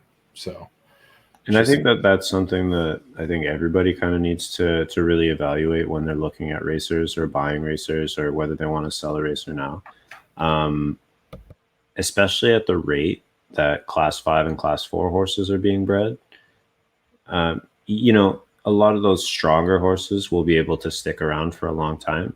But if your horse is only really competitive in $2.50 buy-ins in class 5 and class 4, those kind of horses are getting pushed out all the time. Like they're getting bred constantly in these new environments. And it's also why you've seen kind of like the price on OS bottom out on them, because, in theory, a 9 odds horse in class 5 used to be like pretty nice, but now those things are getting bred every cycle, and they're going to keep getting bred every cycle at a higher rate, because you have more and more horses available for breeding, and like you have more and more people that are coming into the game. I think like the unique stable count is continuing to, I don't even, are we up to 20,000 yet? Like we're at 14,000 not that long ago. So the game is growing quickly, and with that will come more and more people breeding, and more and more of these class 5 and class 4 racers coming up. Now, obviously, the caveat to that is how many more classes are they going to be adding with the new racing system? What kind of discovery is there going to be, and all of that stuff. So there is merit to having a horse that how strong it is. And that'll be something that we touch on when we talk about finding racers and stuff now. But anyway, long story short, I don't think this is a horse that I would be attached to if I had it. If it's your best racer, that might be different. But otherwise, I think you could probably sell it now without losing like too much sleep, and probably use that money to roll into something a little bit better. I mean, just to kind of give a different perspective on what CJ was saying, 2 of my first 3 horses were 12 odds class 5 racers that didn't win a lot of races, but didn't lose me a lot of money either. Were pretty fun to run when they were like my second and third best horses. But right now, if you're running those exact same horses that were 12 odds class 5 horses in April, they're pulling 17 to 20 in every race. And so I sold one of them a while ago. I sold the other about the same time, bought him back, and then recently sold him again. So it's again, it's personal preference. It's whatever your stable looks like, but it sounds like CJ and I agree on this. Looks like one where the stats are better than the horse itself, and so it might be worth kind of looking at some other options. So hope that helps. So Leaf, I know we've kind of had you on the edge of your seat there, starting to look, and then jumped away. Actually, look at getting this horse. I remember when this horse was on the market. I don't know if it's still on the market, but I Yeah, was gonna get it. Siberian, that sounds like a good plan. If she's close to breeding, you can always pull a foal and see. You can either race it and see if it's any good, and if it is, great. If not, sell it around the floor, or you could sell that foal unraced on top of selling her for a reasonable value for a legendary filly. So it sounds like Almost 22,000 owners, over 21,000. Sorry. On OpenSea. Yeah, That's like crazy. unique stables. It was at like 14,000 2 weeks ago, I think, 2 or 3 weeks ago. Yeah. So Leaf on Little Witch. CJ, you said you were looking at this one. I was. I'm pretty sure it was Little Witch not listed at one point. I feel like it was. So Yeah, I think it was after the Griffey, right? After the Griffey, it was listed. Maybe not. I don't that's know. a few races ago. Yeah, that was a long time ago. But I remember So looking at this horse for sure. yeah, it's a nice horse. It's a midnight black, Genesis Z9. It's running like a short wedge, where it's going to tend to do a little bit better at some of these shorter distances. So, you were asking about, would you try higher fee races? So if we look at that, you can look at a drill down for paid, and then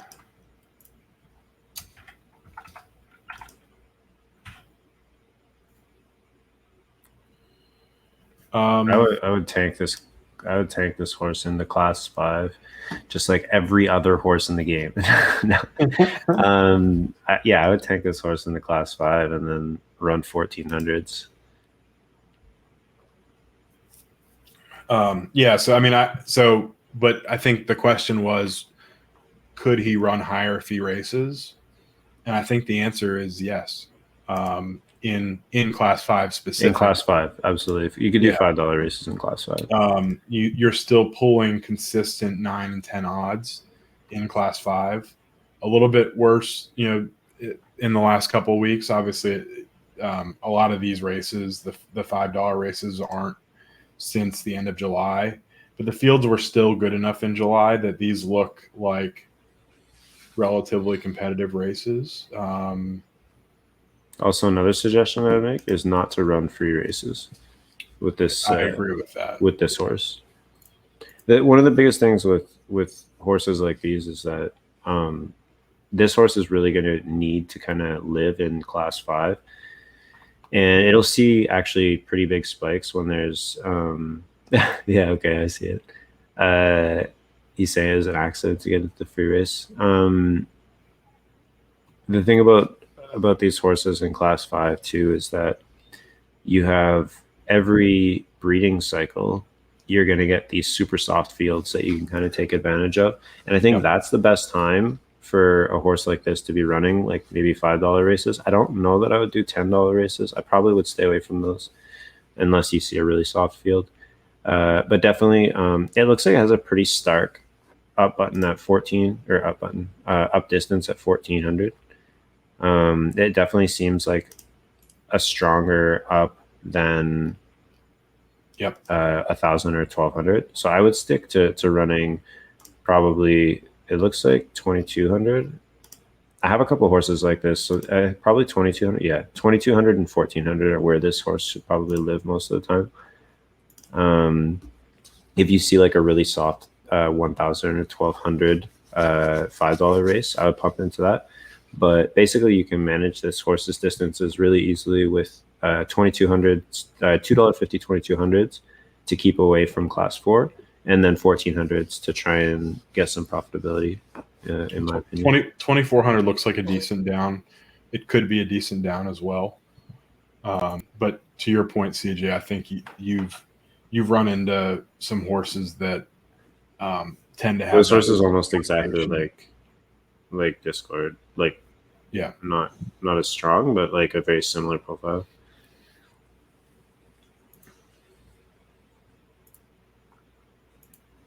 Yep. Although did you look at Yeah, go 1600? Sens. Did you look at 1600, CJ? I did. It looks like it could be a U. Yeah, But again, I'm not the biggest fan of natural a U shapes natural. anyway.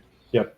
So, I mean, And that's one of those things where if it does turn out to be like an actual natural U shape, you can yeah, just throw it into that distance all the time if you don't want to take the time to find your 22s and 14s.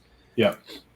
The only thing I notice is that sometimes with these horses that have natural U's, sometimes as they go up in class, those natural U's will turn more into down distances. Yep. And so if you do get stuck in class 4, 1600 could be another option to help bring him down. Just as kind of an alternate distance, like we were talking about earlier, so that you're not stuck.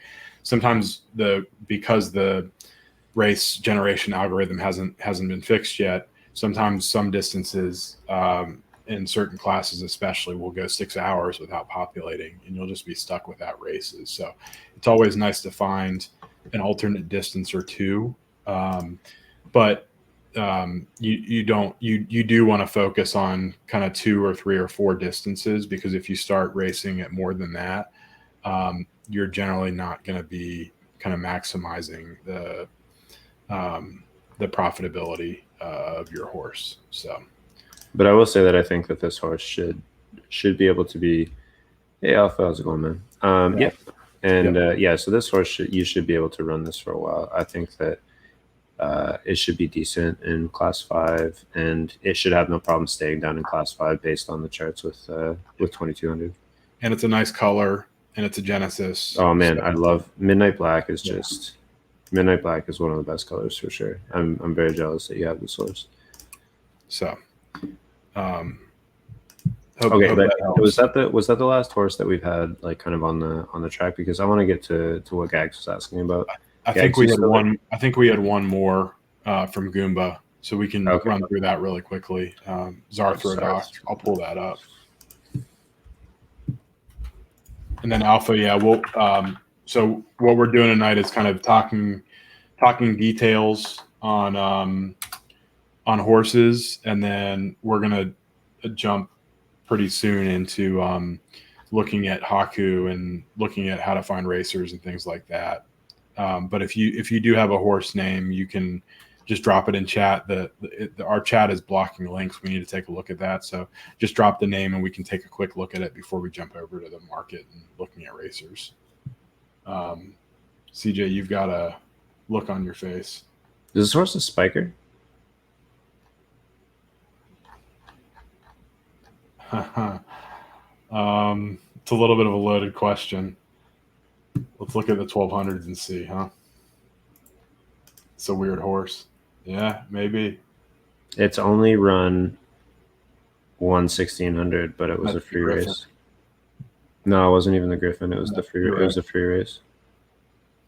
And so you've got I think it's a spiker. You got Princess of Power, and then Cobra Snake's good, right?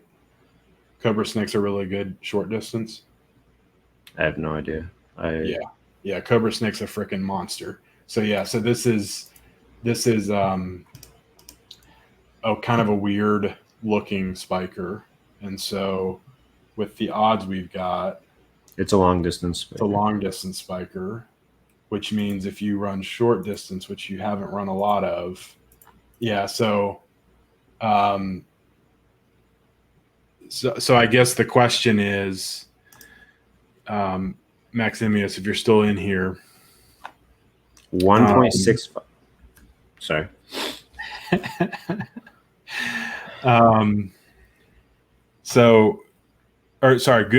Goomba was actually the one who posted this. You guys both have yellow and little yellow markers in Streamlabs, so you got the same looking avatar. So Goomba, if you're still around, I know it's been a little while since you asked about this one. So it really depends on what you want to do with this horse. It's a Z5 colt, exclusive colt. So, I'm not a huge fan of exclusive colts as breeders.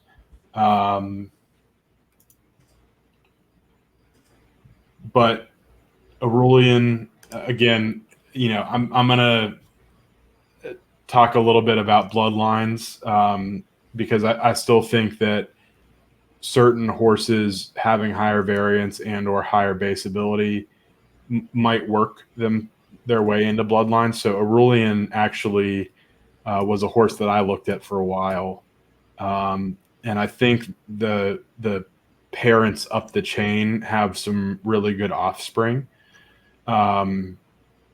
And so the argument could be, and especially with the finishes the way you have them with this horse, it's clearly doing well. Even in class 2, you're winning races, you're pulling sub 10 odds. So in my mind,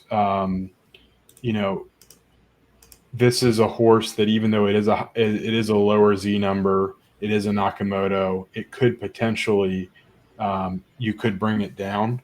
But the question is, if you want to preserve sale value, if you're not attached to this horse, the surface stats look freaking outstanding right now, right? So you're almost at a 20% win rate. But because of the profile of the horse, in that 1200 meter race you ran against one of the strongest short runners in the game, and then a horse that pulls very short odds, very low odds in down distance, in her down distance races. Princess of Power is one of the best horses, if not the best horse in the game. And so that's where that 19 odds came from. And the way the rest of your odds stack up, it's looking like you could run thousands and 1200s and bring this horse down out of class 2 into class 3, and be pulling some of these odds that you were seeing before, 6s, 7s, and again, that's your $5.24s and your $5.22s, where you're not running into like Princess of Power or LBJ Goat if he's down, or whatever that may be. So if you don't mind affecting your win percentage a little bit, and bringing him down, you could potentially win a lot more races and turn him into a little bit of more of a U horse. CJ, what were you thinking? Yeah, I think it all just comes down again to what your intention is with this kind of horse. If you're just going to look to sell it anyway, then I doubt that its surface stats will ever look as nice. And that might entice. I have noticed that a lot of the market moves do depend on surface stats. A lot of people are not like, I don't want to say like us, but a lot of people don't do those deep dives into the horses to see like what kind of competition they're running against. Yeah. Why are their odds exploding here, but they have really low odds here, and so on and so forth. They should, absolutely. It's why people are concerned about some of those races where people are botting in with like 8 horses at a time or whatever. But yeah, like people like polished horses on the market. A lot of them just do surface searches and so on. So if you're looking to get maximum value out of a sale of this horse, I'd really doubt that you're going to get better surface stats than what you have right now. The other thing that people do look at is ROI. So, I mean, in theory, you could definitely take this horse and try to get it down to class 3 or even further down. But I think that if you do that, you are definitely going to be sacrificing some of those surface stats. So it really depends on if you want to have a runner like him. And the other thing too is that, like, before I had a few spikers myself, I was really anti-spiker, because one thing about spikers is that if you don't have one at the top of the chain, then they're very difficult to manage, because you have to do a lot of work of discovery of like which ones are you stronger than, which ones do you have to avoid, what kind of buy-ins can you go into, and all that. So I think, yeah, I mean, if you want to use it as a breeder, that's fine. If you want to try and sell it, I think that it's probably not going to look much better than it is now. So, I mean, pulling a 9 against a sleight of hand, it's a pretty good horse. it's obviously not as good. It's not competitive with the top 5 or 8 spikers or whatever, but this is a good horse. And I think it has so few races.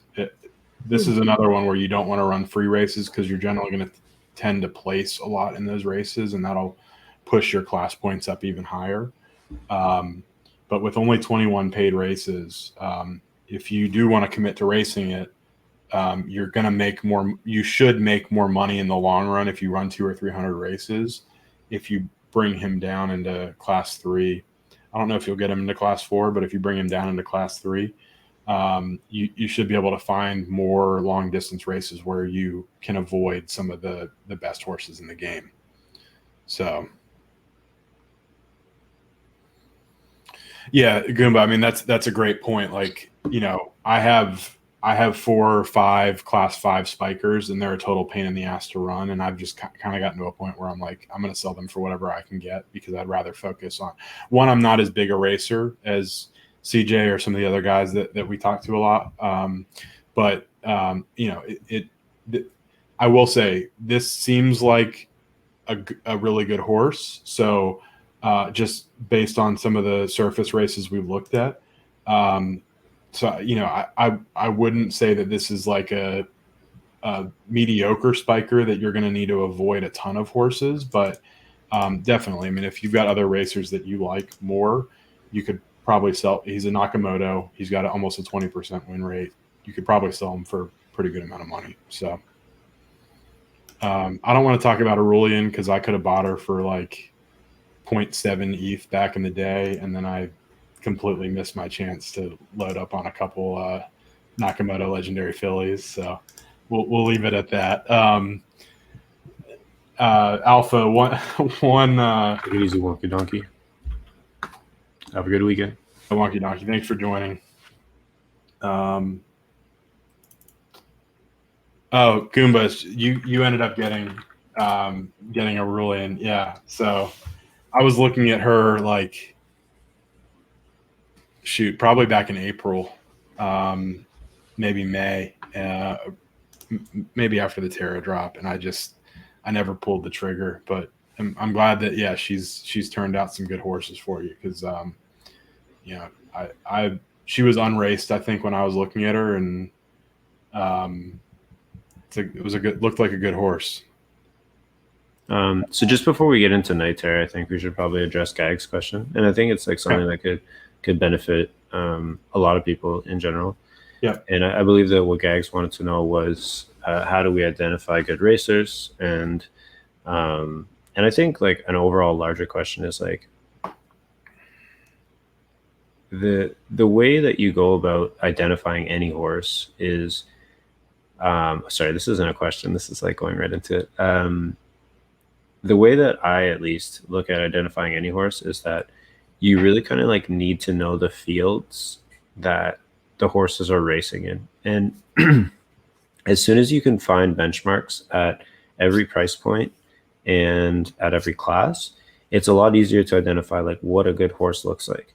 Now, obviously, every horse is going to run differently, and you don't know how much they're going to win. Like some horses have pretty good odds, but don't win nearly as much as some horses that have maybe like one worse odds, but or average odds, I should say.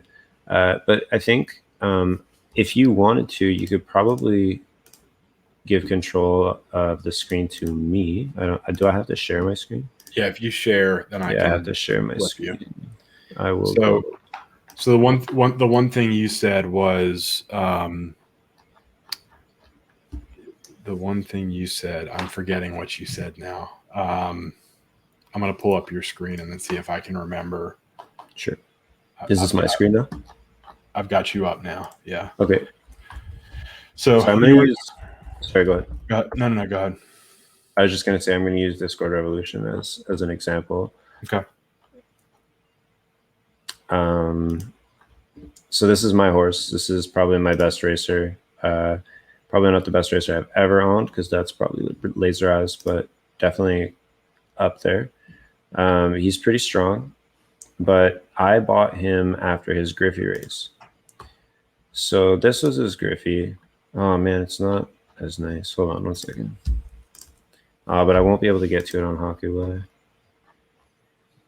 If Why I is that? take, hold on, go like this, and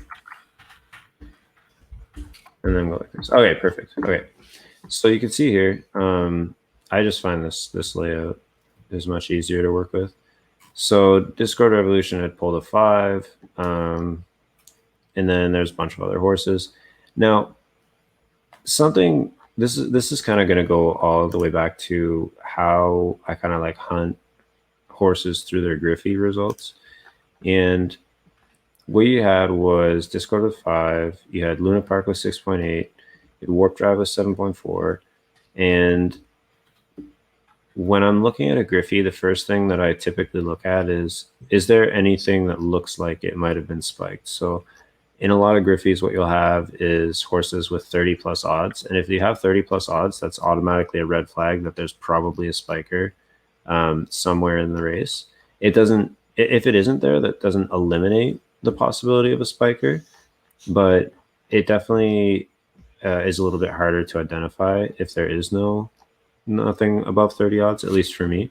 Now, I don't remember what all the other horses were doing in the race, but I do remember thinking that there either was no spiker or that a spiker had already been identified. And what you do by that, or what you do to identify that, is if you see a low odds horse like Warp Drive, you would click on it, look at its results. So you can kind of see its odds pattern. It's probably not a spiker. But anyway, I had basically gotten to the point where I was comparing Discord Revolution to Luna Park. Now, when I compared to Luna Park, unfortunately, one of the things about Haku is that you can't really go back through the full race history. But Luna Park had only had one other race after her Griffey, and it was a free race. Now, David and I have different views of free races, but I look at them the same way I look at Griffies and the same way that I look at any other race, is that if you have horses, the odds in any race will always be relative to the horses inside of it, right? So I looked at the free race the Luna Park had ran, and it was also a 1,000 meter. And I'm just going to pull it up here, and you can see this was the race. So Luna Park ended. Oh wait, no, this is not right. Sorry, I pulled up the wrong race. That's the Griffey. This was the race. It was a 1,200, and so it was a free race in Class 1. And like these are all the horses that it ran against. Wait, is this right? Yes, this is right, because Time and Chance is a spiker, right? So Time and Chance is a spiker. So that right there, to me, kind of eliminated the possibility of Luna Park being a short distance spiker, because otherwise there would have been some kind of interaction between those two. So then I started looking at the other horses. I was trying to find something that was a better benchmark, because spikers are not good benchmarks. Not this one, but Gaga Galileo ended up being the benchmark that I used to try and figure out if Luna Park was any good. Because then what ended up happening was Luna Park I pegged Luna Park to Gaga Galileo, and what I found was Gaga Galileo actually pulled pretty decent odds against some really strong horses. So, and that was in paid races.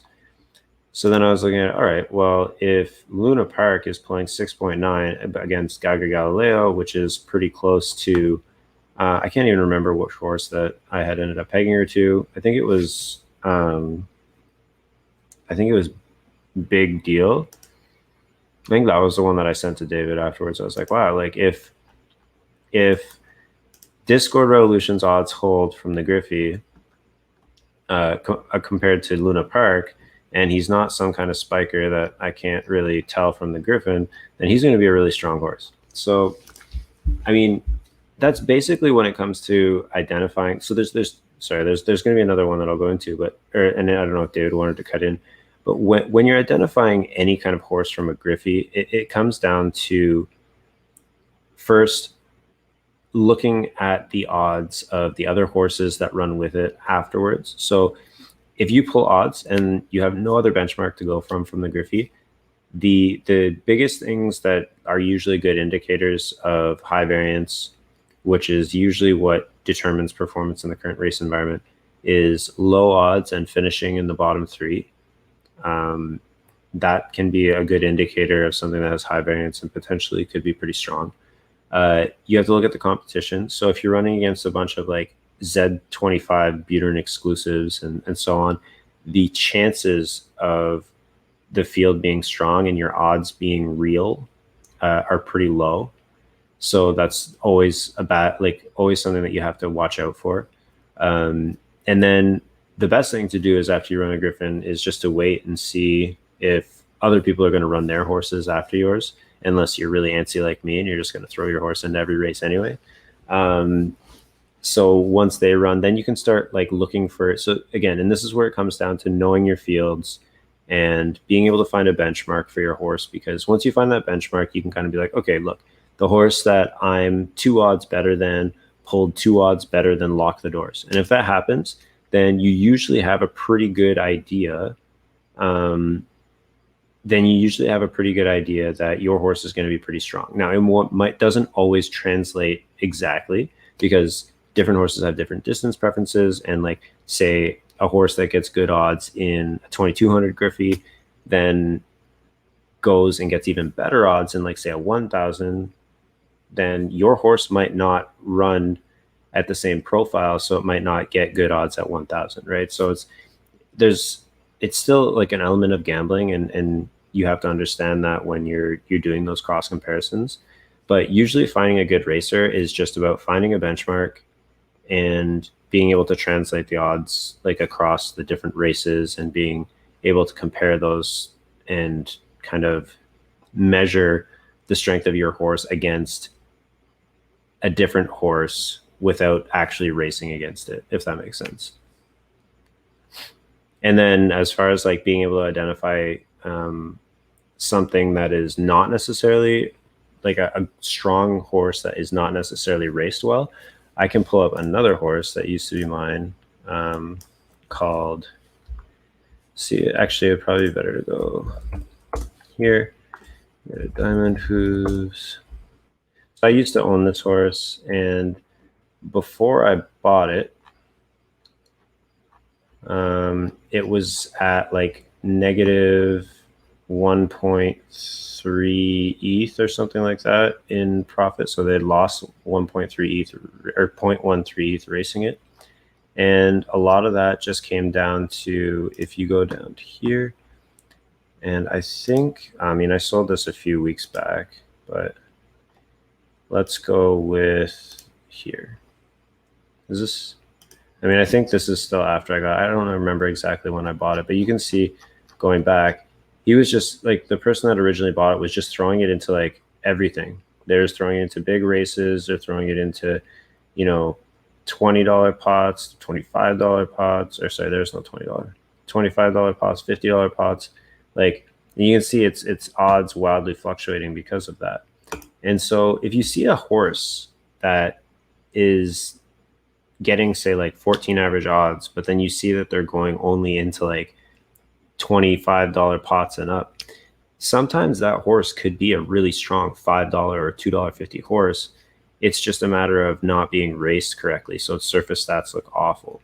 So being able, again, so this all just comes back to the same thing. It's like, once you have a benchmark of performance in any class or any buy-in, then you're much more easily able to extrapolate the strength of any racer that you're looking at getting or racing against. So that's another thing too, is that like, if you're seeing new horses that you're not sure if you want to run against them and so on, you can kind of gauge the strength of them by just going into, say, Know Your Horses or Haku and looking at their competition that they've run against, and you can kind of see things that way. So, and then where I was going with that before is that,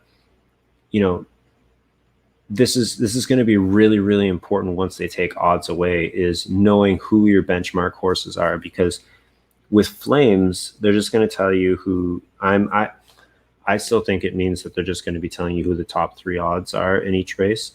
And with that in mind, you know, if you know that, say, Tanqueray is a really strong horse and you're running against that one and you draw flames against that horse, I mean, that's probably a good indication that your horse is at least decently strong. So now, of course, the caveat to that is if your whole field is extremely weak except for Tanqueray, then it might not give you the best idea. But generally speaking, if you're running in like $5-10 races, you'll be able to kind of discover pretty quickly if your horse can hang there or not. And yeah, that is my ramble.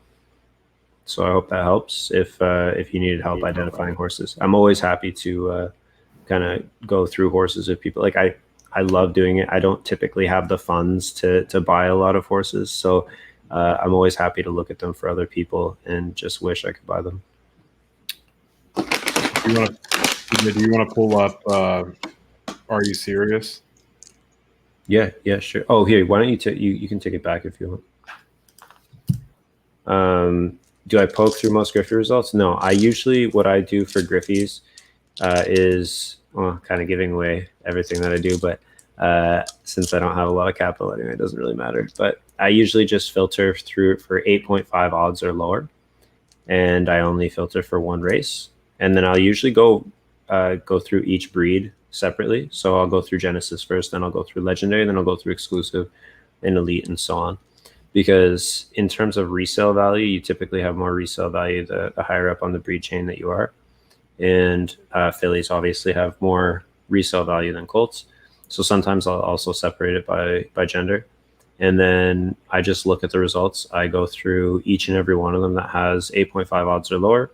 And I look at what the other horses are doing in the Griffey, and use my knowledge of the racing ecosystem and benchmarks and also different profiles that exist, because getting really familiar with the profiles that exist will also help you with those kind of identifying, you know, what kind of racer it could be, if it's a possibility of being a striker, or a spiker.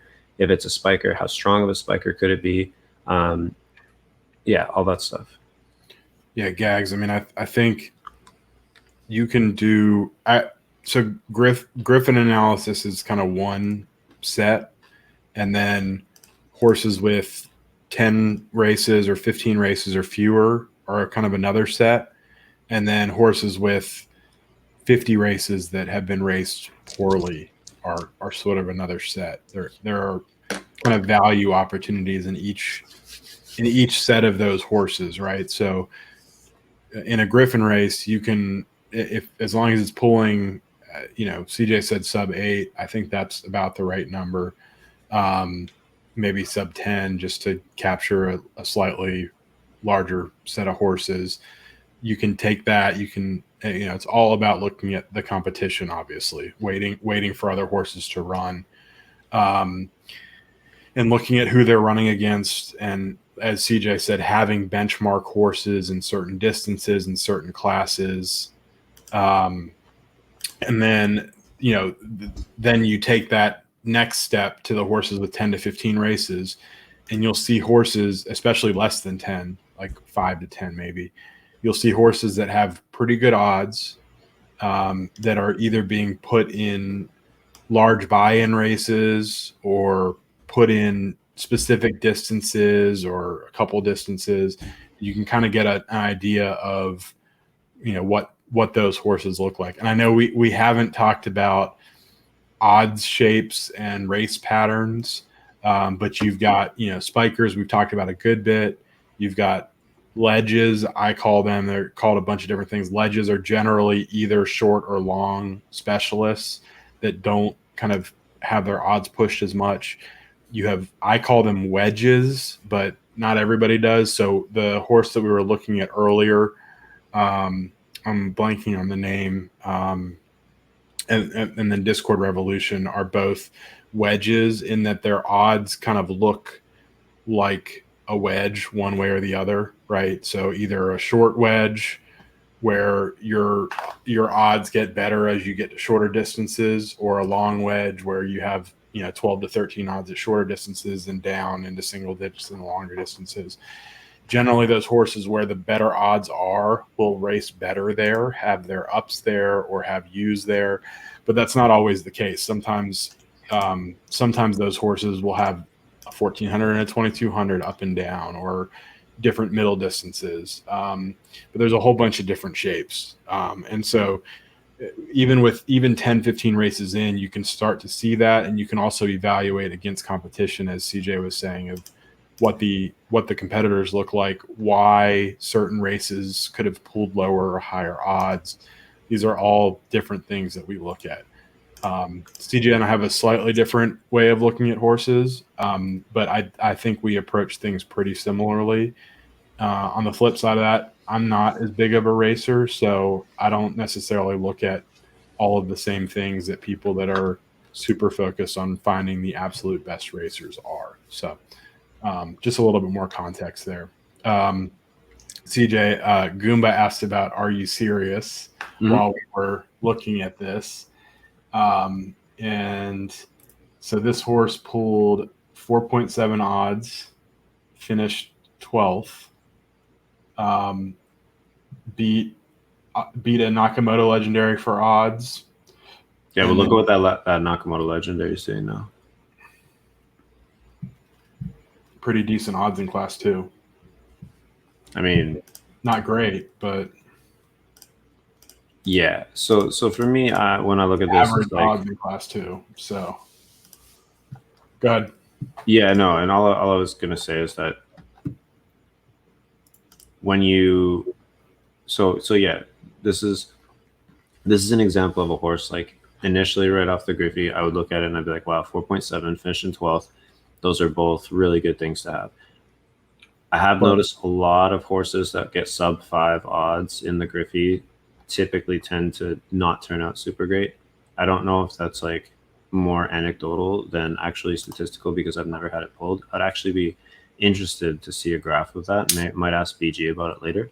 But yeah, usually if I see sub 5, I immediately get like really suspicious of the horse. Maybe because I've been burned a few times by that. But anyway, seeing Deity get 13 to 14 odds, 17 odds in Class 3 doesn't give me a lot of confidence that this is going to be a super great horse. It might be like a serviceable horse if it can get down to Class 4. But actually, definitely not worth. Definitely not worth the. It is a Z4, so it's starting pretty high up in Class 3 already. Yeah, definitely not worth the gamble at one point. No. So, and this is the other thing too, and we didn't really touch on it when we were talking about Griffey analysis, is that when you're looking at getting a horse out of a Griffin race, you have to kind of look at what your exposure is, right? And how much of a risk you're actually taking. So like I was kind of having a discussion with someone earlier today on this. Oh, really? Somebody bought it? Yeah. So I feel like that's a pretty big risk to take, because you have to think like, what is your resale value of this horse if it tanks? Like, what if this horse, or even not even just if it tanks, if it's like a 12 odds horse instead of a really good racer, right? Now, again, a Z4 Zabo Legendary filly is probably more valuable than your average horse just as its base. So in that sense, I don't think it's necessarily a horrible investment. But if you're looking for an actual racer, I would have to look at, I don't know what the floor is right now for a Zabo Legendary. Yeah, so I'm jumping around a little bit, but Z5 is 0.6 for a raced, 0.65 for an unraced, and then Z4 is 0.85 for a 10 odds raced. I tend to look at more kind of on market analysis, and we'll probably jump into this a little bit more next week, or on our regular stream this upcoming week. I tend to look at kind of bands, and to me, there aren't going to be a lot of Z4s, but a Z3 or a Z4 breeding with a Z1, or a Z3 breeding with a Z2 is in my mind, they're pretty similar. And so, I kind of look at both of these together, and to your point, CJ, there are several Z4s listed in the 0.85 range. They are unraced. So if you're looking at a raced Z4, even though the floor here says 1, if you look at the sales, there's a sale here, 0.49. There's a. No, that was a week ago. There are a couple sales at 0.59. So 0.6. 0.6. So to your point about what the downside is, if that horse is great, then she's going to run a lot. She's going to be worth a lot, right? If that horse pulls 15 odds in class 3, which is still a possibility given Deity's odds in class 2 and class 3, she's going to be right down into this range of 0.6, maybe 0.7, maybe 0.8 if somebody's really looking for a low Z Zabo legendary filly.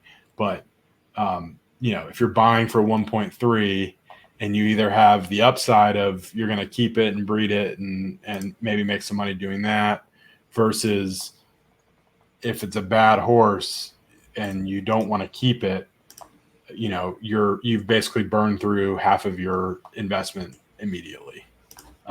So CJ, I kind of cut you off when you were starting to talk about that, but did you have anything else you wanted to say there? No, yeah, I mean, that's just kind of what I was getting at, is that you just have to be really you have to be really careful about buying Griffey horses and buying unraced horses, because it's one of those things where it's like you have to look at, everybody has their own kind of risk analysis that they're going to take and how much money they're willing to gamble on something being good or something being not good, right? Yeah.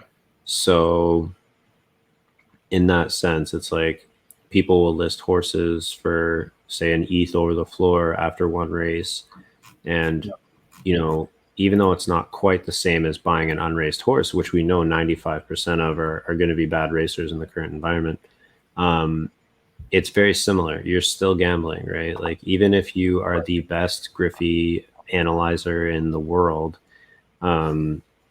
you're still going to miss on some of those. There's still an element of gambling. Sometimes the odds don't translate exactly because you're not getting a full picture of what this horse is capable of. Yeah. So you always have to kind of like look at that risk and really decide for yourself, am I willing to gamble 1 ETH on this horse? And again, with the Griffey, it's an educated guess, but it still is right. a difficult, it still is a gamble.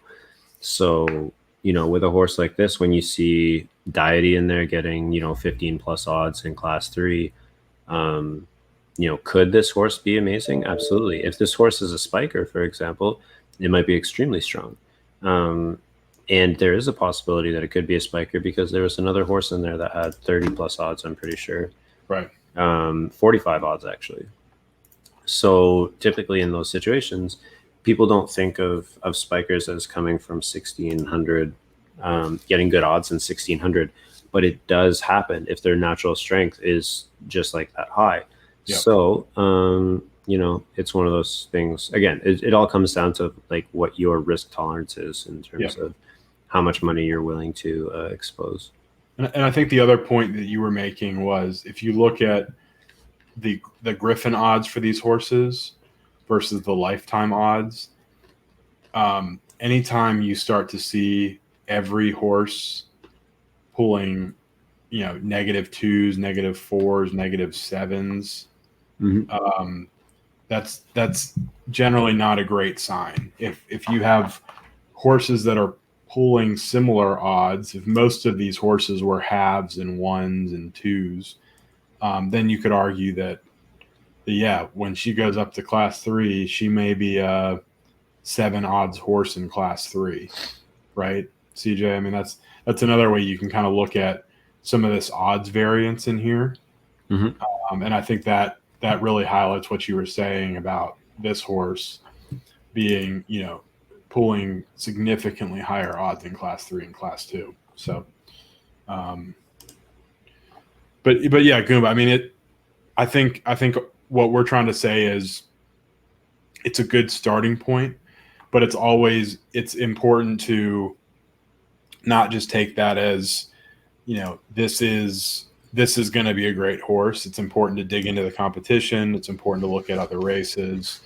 It's important to evaluate, what the floor is if she ends up being a bad racer, or what your upside is.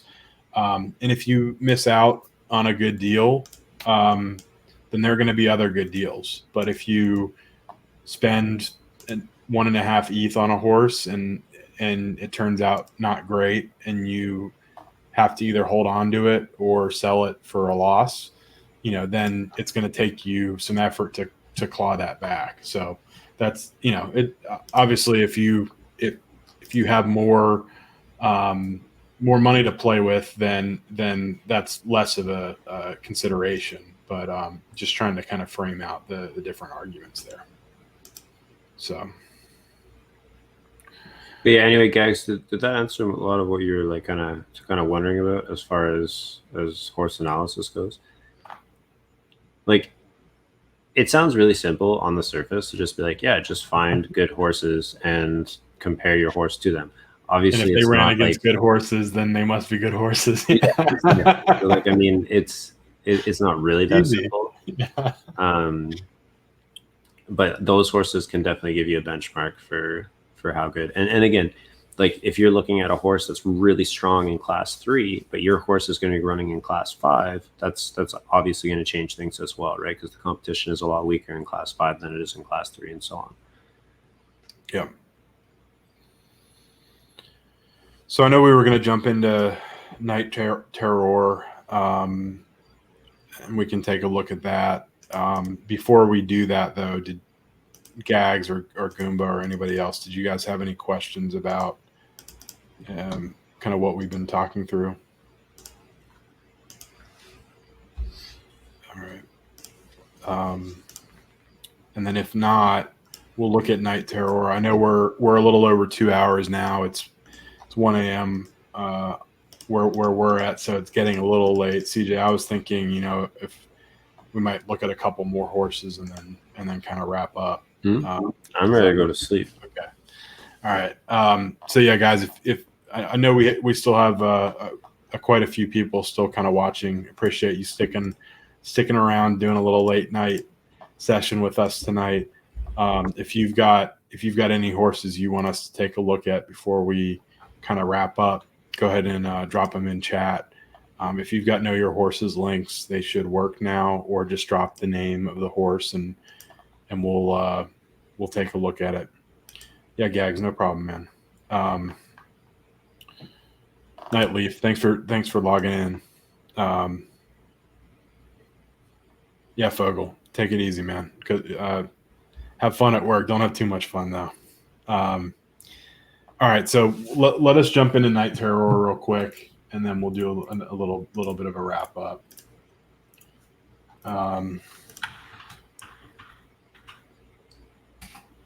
So in my mind, with Alpha, I know appreciate the sub, Alpha.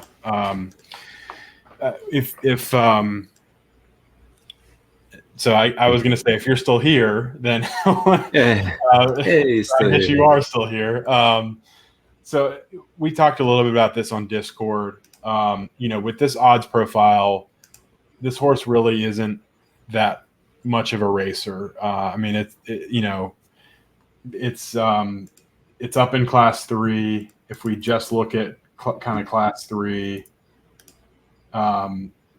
it's actually, so I think it's a spiker, but it's probably a pretty weak spiker.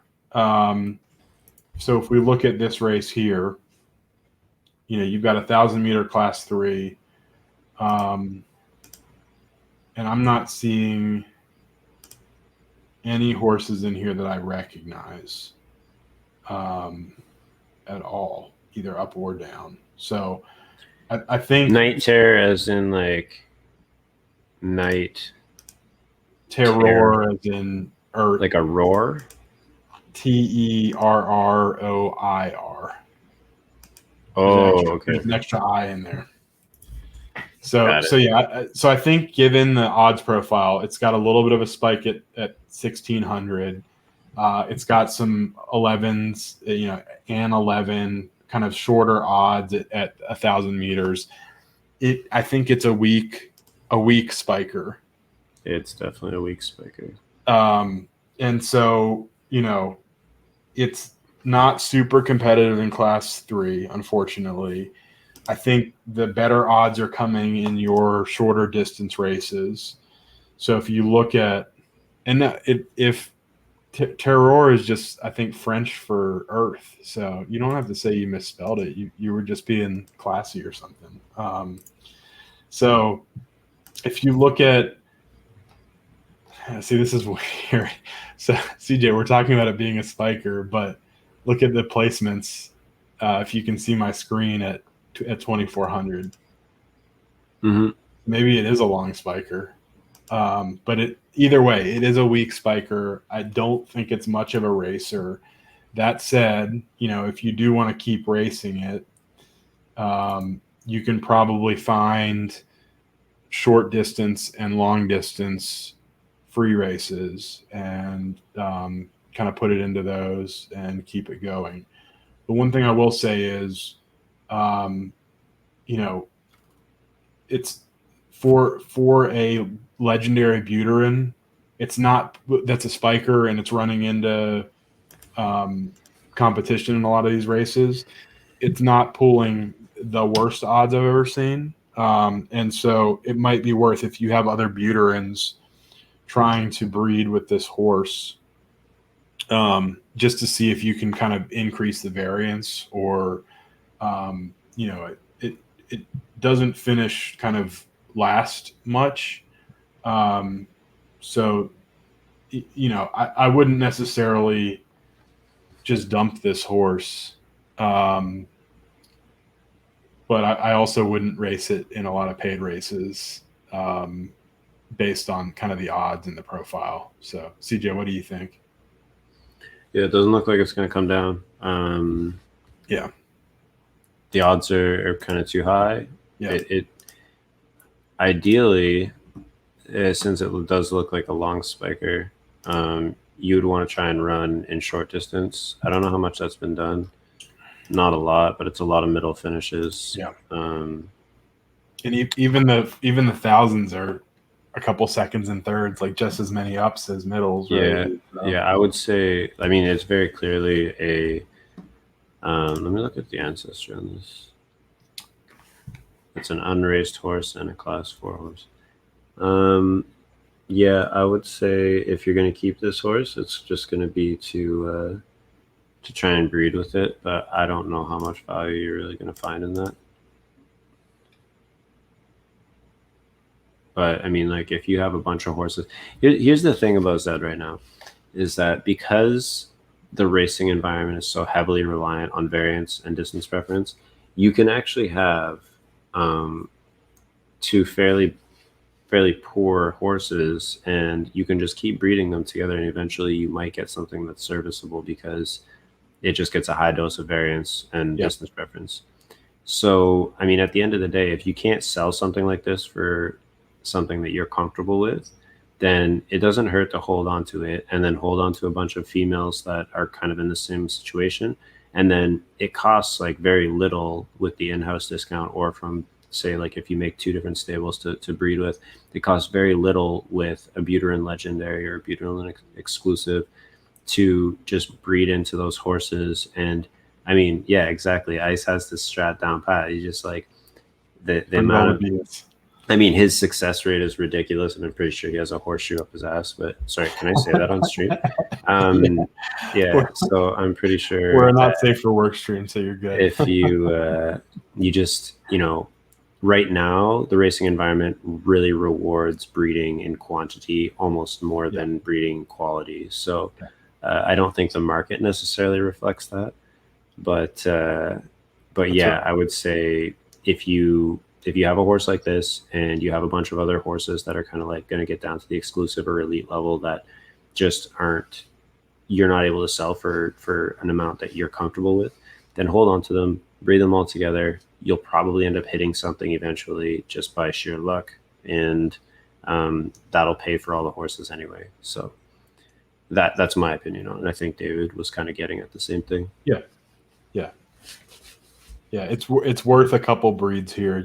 Because of the stats and the odds, you probably won't get, a good price for this guy. So it's probably worth holding on and taking a couple shots with. If you've got legendary Buterin females, that's great.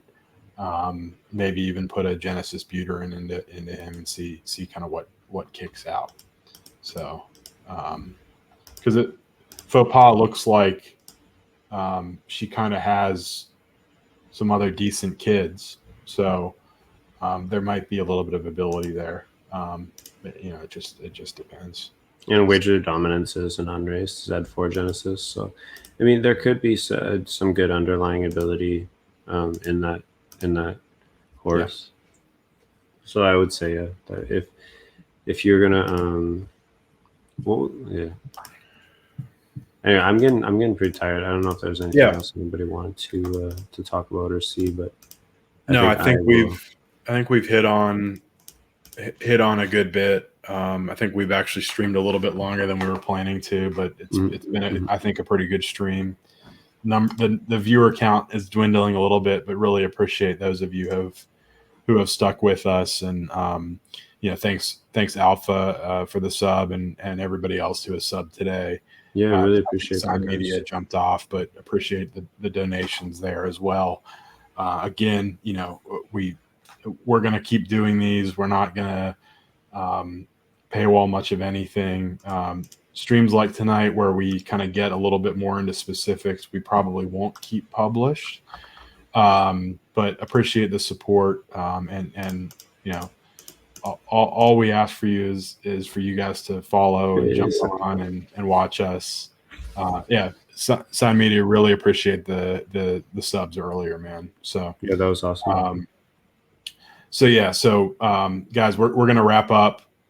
Hey Zed Chateau, you've been lurking too. Yes, what's going on, man?